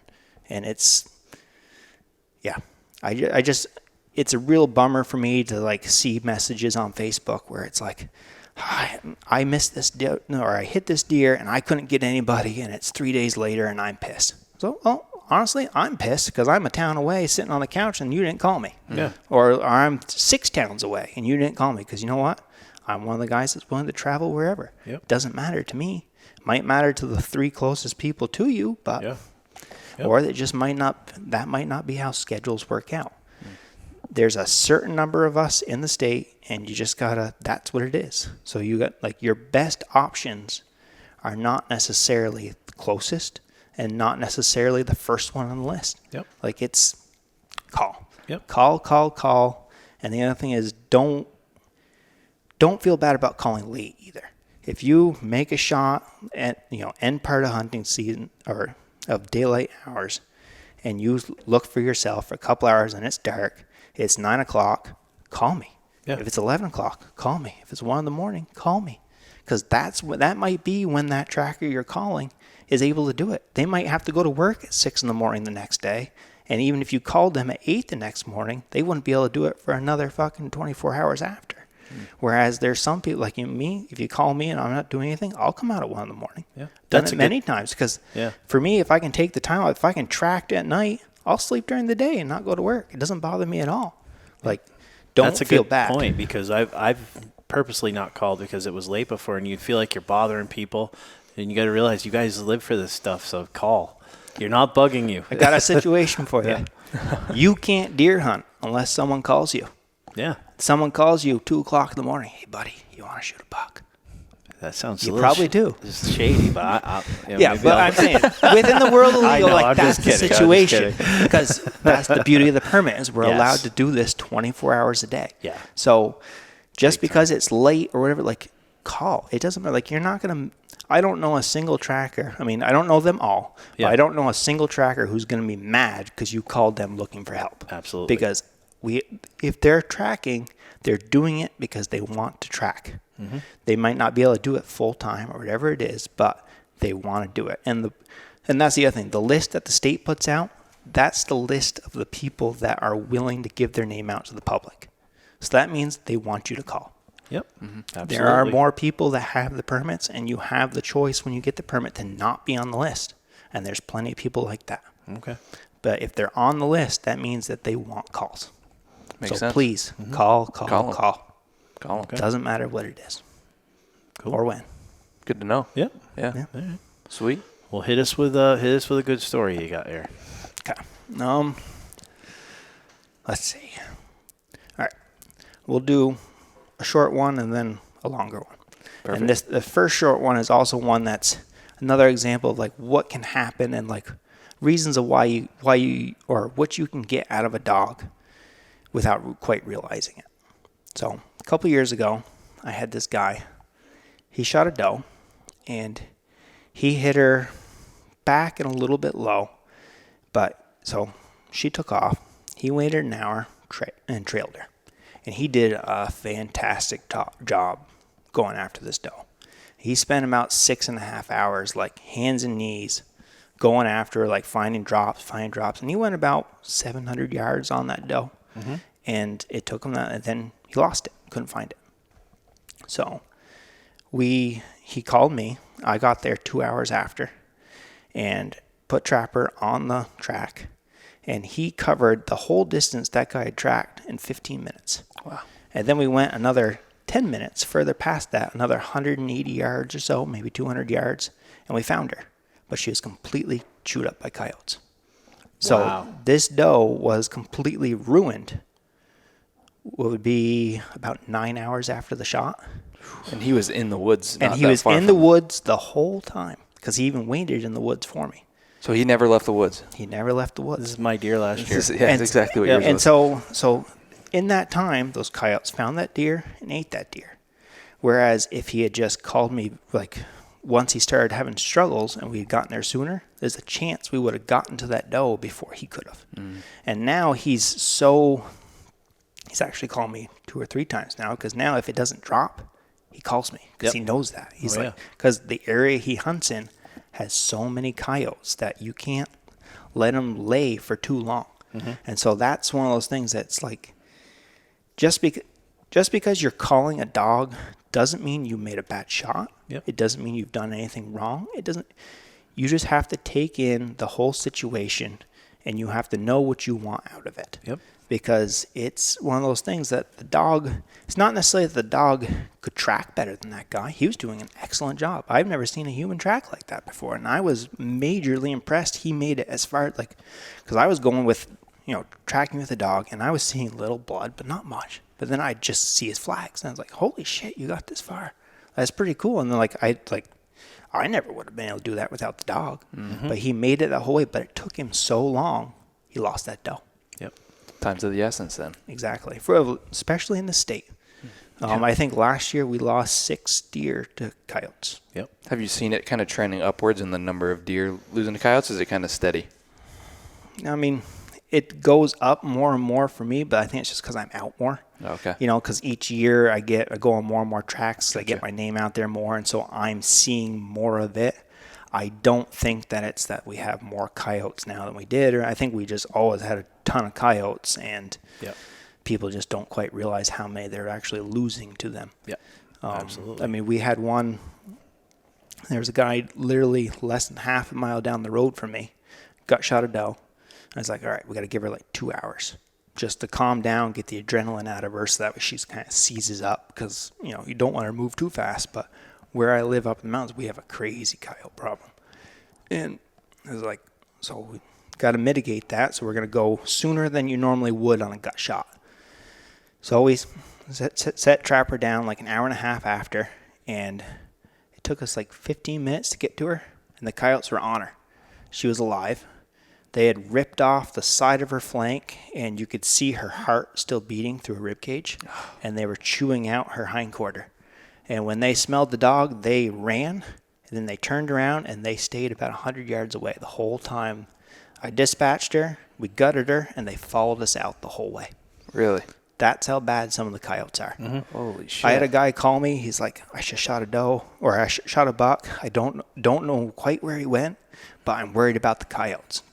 I was like, well, I can be there pretty soon. And when he was on the phone with me, he's like, wait, I can hear dogs.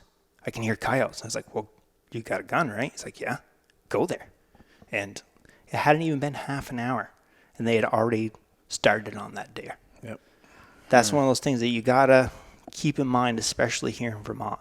We have a coyote problem, and it's a pain. There's a lot of, they can be very fast and very efficient, and just letting them sit overnight, you can end up with nothing the next day. It's very true. Very, very true. So that kind of goes back to what you were talking about before with lining up trackers through collar and stuff, to kind of do your due diligence to know the woods that you're hunting in, the potential, predator factor that you have in there. And the same thing with bear too. We've had a couple of times, like I said, there's one time where we found a deer that had a bear on it eating it. We've also had bear on another bear eating bears. It's interesting because our bear population, I'm sure you guys know, is through the roof. Yeah, especially around here. Especially when it comes to that late fall, like they're starting to get ready for it. Like they're willing to eat anything. And it's a big resource when they stumble upon a whole dead deer or a partially alive one or another dead bear. Like they're all about it. So there's that factor to keep in mind when you're also thinking about bringing in a dog, because waiting is not necessarily the best option these days in this state. No, for sure. Interesting. But you got another longer story. That was a good one right there. I like that. That's makes me think about some stuff, about some tracks I've been on in the past, and I mean, things we yours would've done especially different. last year. I mean, Greg had a similar situation to that last year. I hit a deer. What I thought was perfectly. We even had it on video. And as I was leaving because I'm colorblind, so I have a hard time seeing blood. So as I'm going out of the field, I can already hear the coyotes. Do you carry hydrogen peroxide? I got it after. So now that's a big thing. Whenever someone tells me they're colorblind, I always say carry a little spray bottle of hydrogen peroxide. I do. I got it after the fact. Do you get the fizz out of it when you? Yeah, you just squirt Spray it it. on, and then if it hits blood, it's going to foam up, and you can see that. Yeah. Gotcha. And then there's another thing with the tablets that turns it blue, and I can see blue pretty good. And that's really, I guess they use that in like crime scenes, and it really turns it like. I've neon heard of it. for I me. haven't seen it. Yeah, it's just a couple of tablets. You can keep them right in your pack, and then Yep. it works pretty well. But yeah, that was textbook what he was talking about. They were on her within minutes. They just happened to be right there. Sometimes you could be in coyote woods and they're just not in the area, and you get lucky. But boy, if they can. Well, because the other thing you got to think about too is coyotes are out there in their life. They're not getting fed daily. No, They're hungry. And they got just as good a nose, if not a better nose, than any tracking dog in the whole country. Yeah. And so when you think about a deer laying out a blood trail for a dog to follow, the longer that trail is, so this would go back to like, being slow and not trying to bump the deer. And it's because the longer you're making that blood trail go, the more likely it is that a coyote's going to intersect that line. And if they hit that line, they're going for it. There's no stopping them. It's not season dates, time of day. It doesn't matter to them. They smell something that's hurt, they're going on it because that's their instinct. Yeah. So the shorter you can keep, obviously you don't have a ton of control with it, but the shorter that actual blood trail is before you get a real dog on it, the better chances are that a coyote's not going to find it.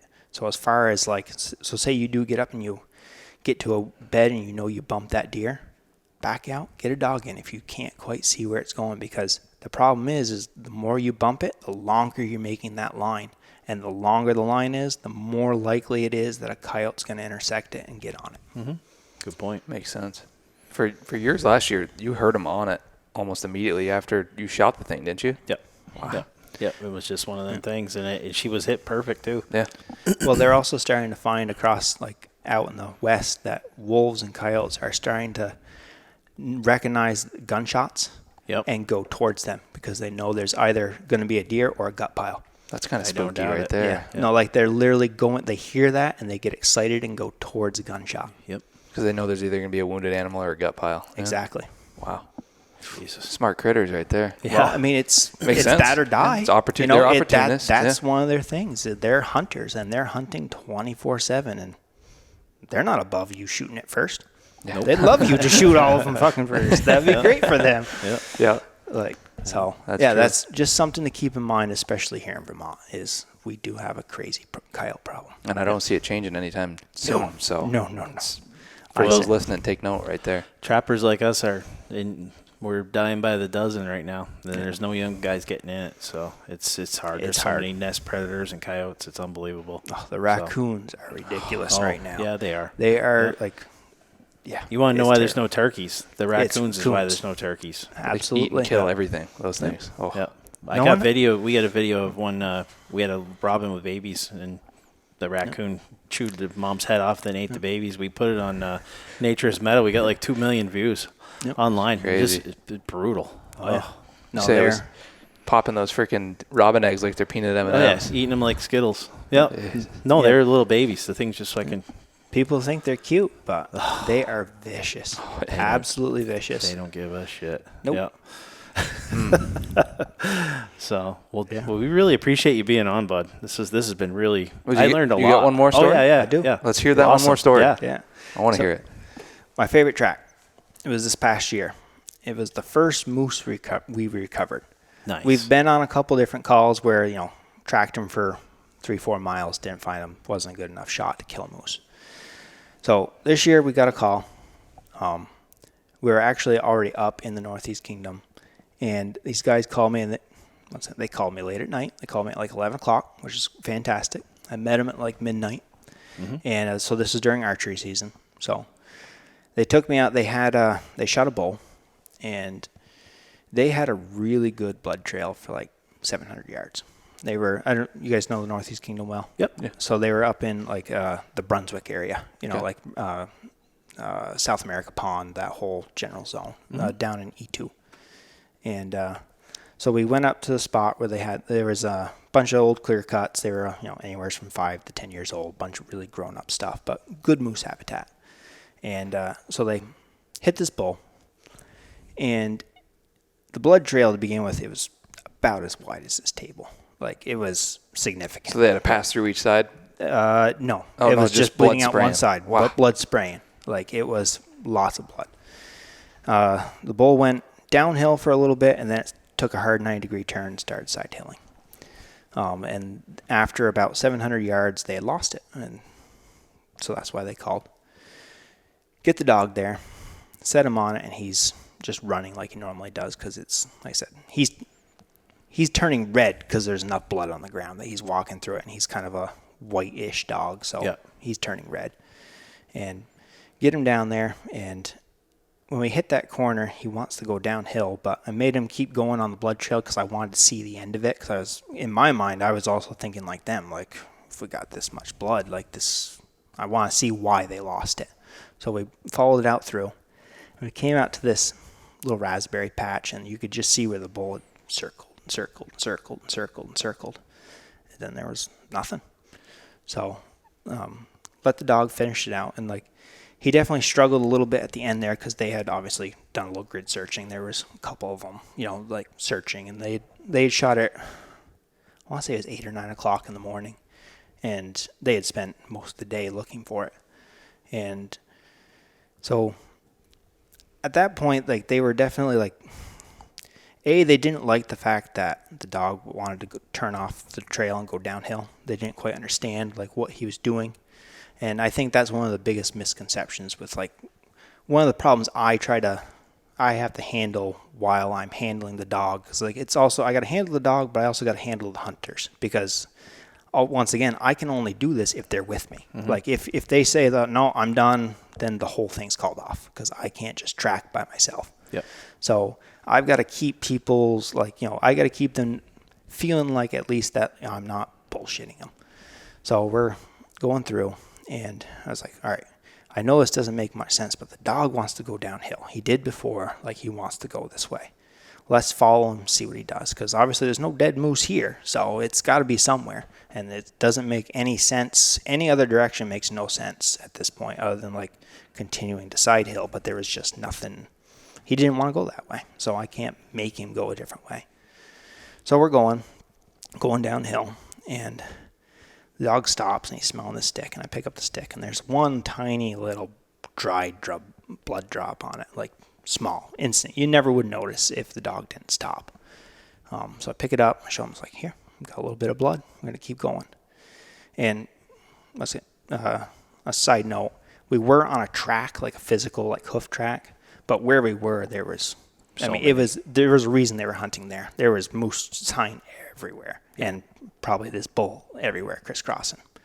So we were on a track, but you can't tell. Like, we could be on any one of these 30 different paths type deal. So we're going down, and he's pulling us through this, and it's like 6-7 foot tall blackberries and whips, like, and it's middle of the night. Like, we're getting cut up bad. Like, this is not a ton of fun. Mm-hmm. But we're going through, and we're tracking, and then we come out to this little shelf, and the dog starts going like crazy. He starts running around. So he was in a straight line. Now he's circling, zigzagging, going everywhere. And then he kind of like working all over the shelf, moving back and forth. And then he kind of cuts off to the side, and he starts going straight again. And then I see on a little fern, there's a fresh drop of blood, little bubbles in it. I was like, okay, this is different now. We had some blood, but it was always dried. Now we got fresh blood. So we bumped him. Yep. Like, clear, because that's the other thing too. A lot of people got to understand is, especially at night, tracking with a dog is not quiet. Like, there is there's no sneaking. There's no, like, if the animal's not majorly wounded, we're never going to see it, because that's their whole thing. And with the dog crashing through, like, he doesn't care about his noise, and I'm following him, so I'm breaking stuff, and I got 3-4 guys behind me. Like, there's no sneaking through. So we're making a bunch of noise. We obviously bumped that moose off that shelf, because that's where he, come down first flat spot. He must have felt somewhat safe. He was trying to bed, but couldn't. There was no beds, but it's just because he probably couldn't lay down because he was in too much pain. So we keep going, and we keep getting little drops of fresh blood with little bubbles in it. I'm like, oh, this is good, but it's not great, because at this point, we're about 1.5 miles, 2 miles into the track, which is You know, it would be long for most things, but for a moose, it's pretty common just because they move so fast. They're big. Like each stride is, 5-6 strides of a deer. Like it just works out with the math. But so we're going down through, and I'm getting less and less confident that we're gonna like come up upon a moose that's either bedded down or dead or something that we could actually recover. And we ended up coming out to a log road, and it's like, you know what, we gotta back out. We gotta give this time. It's like, we're not gonna get anything now. Our best chances is back out, let it like have the night, bed up, see what happens, and then hopefully next in the morning we can either find it dead in the bed, or we can at least get an idea of what's happening where we could actually see it, 100 yards out and be like, oh, he's moving just fine. Like, then you guys can go back to moose hunting, whatever it is. So we took advantage of that road, walked back to the truck, slept in the woods that night. Got back up the next morning, got the dog back on the same spot, and he took off. And we go another half mile, maybe a mile. And then up ahead of me, I hear this big crash, a bunch of like through the woods. Stop the dog, let everybody catch up. And I'm like, up ahead of us, there's something there. Like it's either the moose or it's a bear on the dead moose, something. But we bumped something. So gave it 20 minutes, let it calm down. And then we start going up, and then we end up, trapper led us right over to a spot there was blood, like not necessarily all over the place, but it was like up high in the trees, and it was like in a circle. Like you could tell the bull had just stood there and just like circled all night type deal. And then took off. So at this point, we're going then so the other part of this too is because of how thick it was, the guy had left his bow because he didn't want to, it was the night before, he couldn't use it. This morning we were a little doubtful what was going on. So, and it was so thick, he was like never going to get shot with a bow anyway. Yep. So left his bow. And we were mostly just trying, at that point, I was like, he's up, but I don't know, like, and it's like, I don't know if we're going to really recover this thing right now, but he really wanted to set eyes on it and see, because the other thing is we hadn't found the arrow at that point. So like he really wanted to see like how bad it was hit. So that way he felt better about either, just not getting it or going on with his hunt. So at this point, Trapper's pulling significantly harder than he has been because it's super fresh. Like now we're 20 minutes behind this animal. And we're going out through, and we're going down into, you guys know Ferdinand Bog? Heard of it. Yeah. Stay away.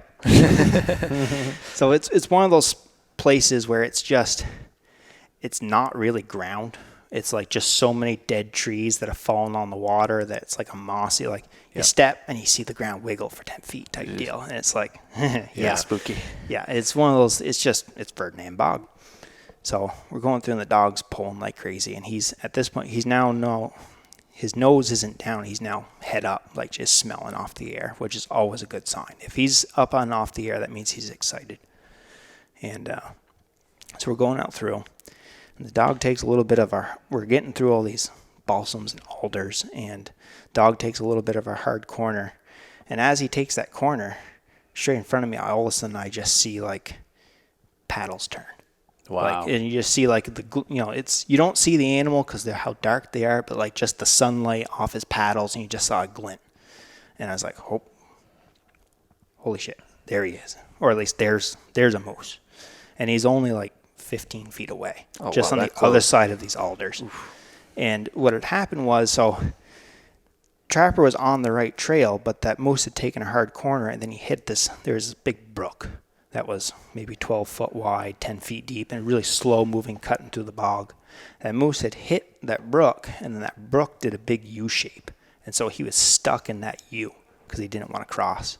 And so he had just turned, and he was defending himself. Gonna make his last stand. Exactly. Right there. Yep. So he's, all of a sudden I see, the dog's over maybe 15 feet off to my right, and this moose is 15 feet dead straight in front of me, and I got all these guys behind me, and we're on, like I said, we're on that ground where you can't really, there's no running. No. Like it's not, and so all of a sudden you can see the steam coming out of his nose. You can see, like, you can just smell him. And he kind of turned a little bit, and then all of a sudden you could just see that arrow shaft sticking out of him. and you could see the steam curling out of this hole by that shaft. And it's like, ooh, that's definitely him, and he's hit good. It's just didn't get great penetration. So we're looking at him, and then all of a sudden the dog notices that he's right there because I stopped, and then the dog turns, and the moose, he sees us, and then he decides to just charge. Oh, shit. And that's what he does. I mean, that's really his only defense at that point. So he starts coming, but it's kind of slow because he's got so many alders just catching in his antlers. And so out of pretty much, I mean, I didn't really see him turn, but like the dog just came, and he's got this thing. He doesn't like it when things come at me. He's very protective. Like that's the only time that he really gets boisterous, I would say, because like up until this point, dog hasn't made a peep. Like the night before, the whole track that morning, not a sound out of the dog. Now he's full barking, full teeth, because that moose is coming. And he ran right at it and hit him right hard in the flank. Like right, in front of the hind quarter, like right in the soft spot of the belly. And that made the moose turned his head and turned towards the dog to like put the antlers to the dog. And at that point, I pulled out my revolver, hit him in the shoulder. And then the moose just turned back towards me and kept charging. And so then the dog ran down underneath of his belly, got on the far side of him, and bit him again on that side of the flank. And then that time, that made the bull turn like fully towards the dog. And that made him broadside to me. And then I just unloaded into him. Yeah. Yeah. And wow. I mean, it was one of those things where like it was so fast, so close, and just so big. It's like, holy hell. And then so moose goes down. Dog sitting there barking his head off, like excited. Yeah. And then all of a sudden I just hear the guys behind me start hooting and hollering and screaming. And, I mean, I'm shaking. Like, I mean, it's nothing. I mean, we've been charged by a couple, a deer and a bear before, like little things like that. But there was always from like, 20 yards, 30 yards away. This is So 15 it's from here to the feet. wall, just about. Oh, yeah. my God. And it's not being charged by something you're looking down at. It's something you're looking up at. Yeah, it's a whole And different like, ballgame. It's completely different. Wow. But That is a hell of a story. it was. Do you give the dog credit for saving your life there then, potentially? I mean, I think so, right? I That is a usually great do. team. Yeah. Great team. Oh, and that's the beauty about that dog is he's just, like I said, he's not gritty, but when it comes, he knows his job. And his job is not only to find it, but it's also to work with me. And that's part of like what we also do with our other hunting and stuff like that. Like he knows how to work with me, and he knows that his job is to get me a shot. And when I don't have the shot, he needs to do that. Yep. And so, and like I said, he's also extremely protective. So he sees a threat towards me, he's going to do everything he can to mitigate that. Well, so are you. You saw him get turning, and you were unloading. I wasn't going to lose my dog that day. No. So that's never going to be an option. That's incredible. If I can have anything to do with it. But it was just one of those times. It was so. You like made that- friends that- for life with those guys too. Because Absolutely. I'll tell you, you went above and beyond. No, those guys were great. And the other cool thing about that is that was not only our first moose, that was the first time we made a recovery past 1.5 miles. Wow. And that was at 3.5 miles. Holy Jesus. shit, man. What a track then. That It is was incredible. probably the best bit of nose work he's done to date. What an incredible animal. That's just unbelievable. I mean, we were talking about adrenaline before. You must have had an adrenaline dump on that one. I was Holy shaking for a little while for sure. It was definitely, it was an experience. Yeah. I'll remember that forever. Wow. And that was, it was so much fun too. Like those guys, they didn't have much expectation that day. Like like I said, we were going mostly that morning just to confirm that the animal was going to be okay. Mm-hmm. Yeah. And now all of a sudden he's right here at our feet, 6 feet away. Like, and I don't think anybody was quite ready for that, but Stuff happens when you least expect it. It's true with everything you do. It's so shocking. it is. was Yeah. a lot of fun though. And we spent the day, like I just hung out with them. We didn't have any cell service, which kind of sucked, but I don't think I missed anything that day. But still, it was worth it. We stayed there, helped them like cut it up and backpack it out, and it was just we were in the middle of that bog. Sun was out. It was beautiful. Oh, that couldn't have been fun packing that out of that bog with a bunch of meat on your back. I mean, I didn't do a ton of Yeah, packing. yeah. I did a little bit of it. I let them do most of it for sure. You did your But job. They were so excited, though. They were all about it, and they were looking for adventure. I mean, one of them was from Vermont, and the other guys were from Virginia. No kidding. Yeah, Incredible. no, it was good guys. A lot of fun. Huh. That's crazy. Wow. No, I got to ask one final question here for you. What's the revolver that you're shooting for your dispatch gun? I am shooting a Ruger Super Blackhawk 44 mag. Okay, so you got some knockdown power then. Yeah. Yeah. I mean, the main reason I'm doing it is it was my grandfather's gun. Okay. So when you get into tracking, the state actually limits you pretty hard on what you can carry as a tracker for a weapon. Interesting. So it has to be at least 35 caliber, has to be a handgun, and has to have at least a 4-inch barrel. So that really rules out a lot of handguns. Yep. And the first year I was not in a position to go drop $1,500 on a handgun. They don't give those away. Exactly. Don't They're blame you. expensive. And my grandfather had this gun, and he said if I was going to use it, I might as well use it. Good. And I used it for the first 2 years, and then the third year he ended up giving it to me. Nice. And he couldn't be more tickled that it's now killed, well over 24 deer, 3 or 4 bear, and now a moose. So That's a good gun right there. That's a good gun. Oh, Man, and you got a chest harness too, right? I think yeah, is that what I've it's seen? right under my left arm. Would you feel like a quick shooter that day? Well, it's a single action, so. Oh, so you still I mean, had a man. Honestly, though, I don't even really remember the other shots. Like I just Muscle memory took over and adrenaline. I do recall, like, after it was down and done, the guy's like, how many times did you shoot? I was like, I don't know. Open it up and, like, start counting the empty shells. Like, guess I shot 4 times. Oh, wow. That's incredible. Wow, that's a good way to end it That's a right good way there. to end Holy it. shit, that story's got my blood going That's on awesome. that one. That's incredible. Yeah. We appreciate you. We'll probably have you on again sometime, talk Yeah, trapping no, maybe, happy and to. get an Absolutely. update and some more stories. Yeah, Yeah, definitely. There's Would love to always do tracking that. stories. And hopefully our windows aren't down because I think mine are down. I'm going to Maybe go we'll get a shut them thunderstorm things rolling right in there now. right now. Nasty. All right, well, we'll wrap it up there, and we'll put all your contact information in the bio of the episode so Yeah, people can absolutely. contact you. I know you got a Facebook page for your tracking service and stuff like that, so we'll throw up everything in there, and Absolutely. anything else you want put in, you can send to me after. But Awesome. for people listening, thank you for tuning in. This was an awesome episode, ton of stories, information that is really beneficial to anyone that's into Great hunting. info. So Great info. appreciate it. Yep. Thank you. Yeah. Thank Thanks you. for having me.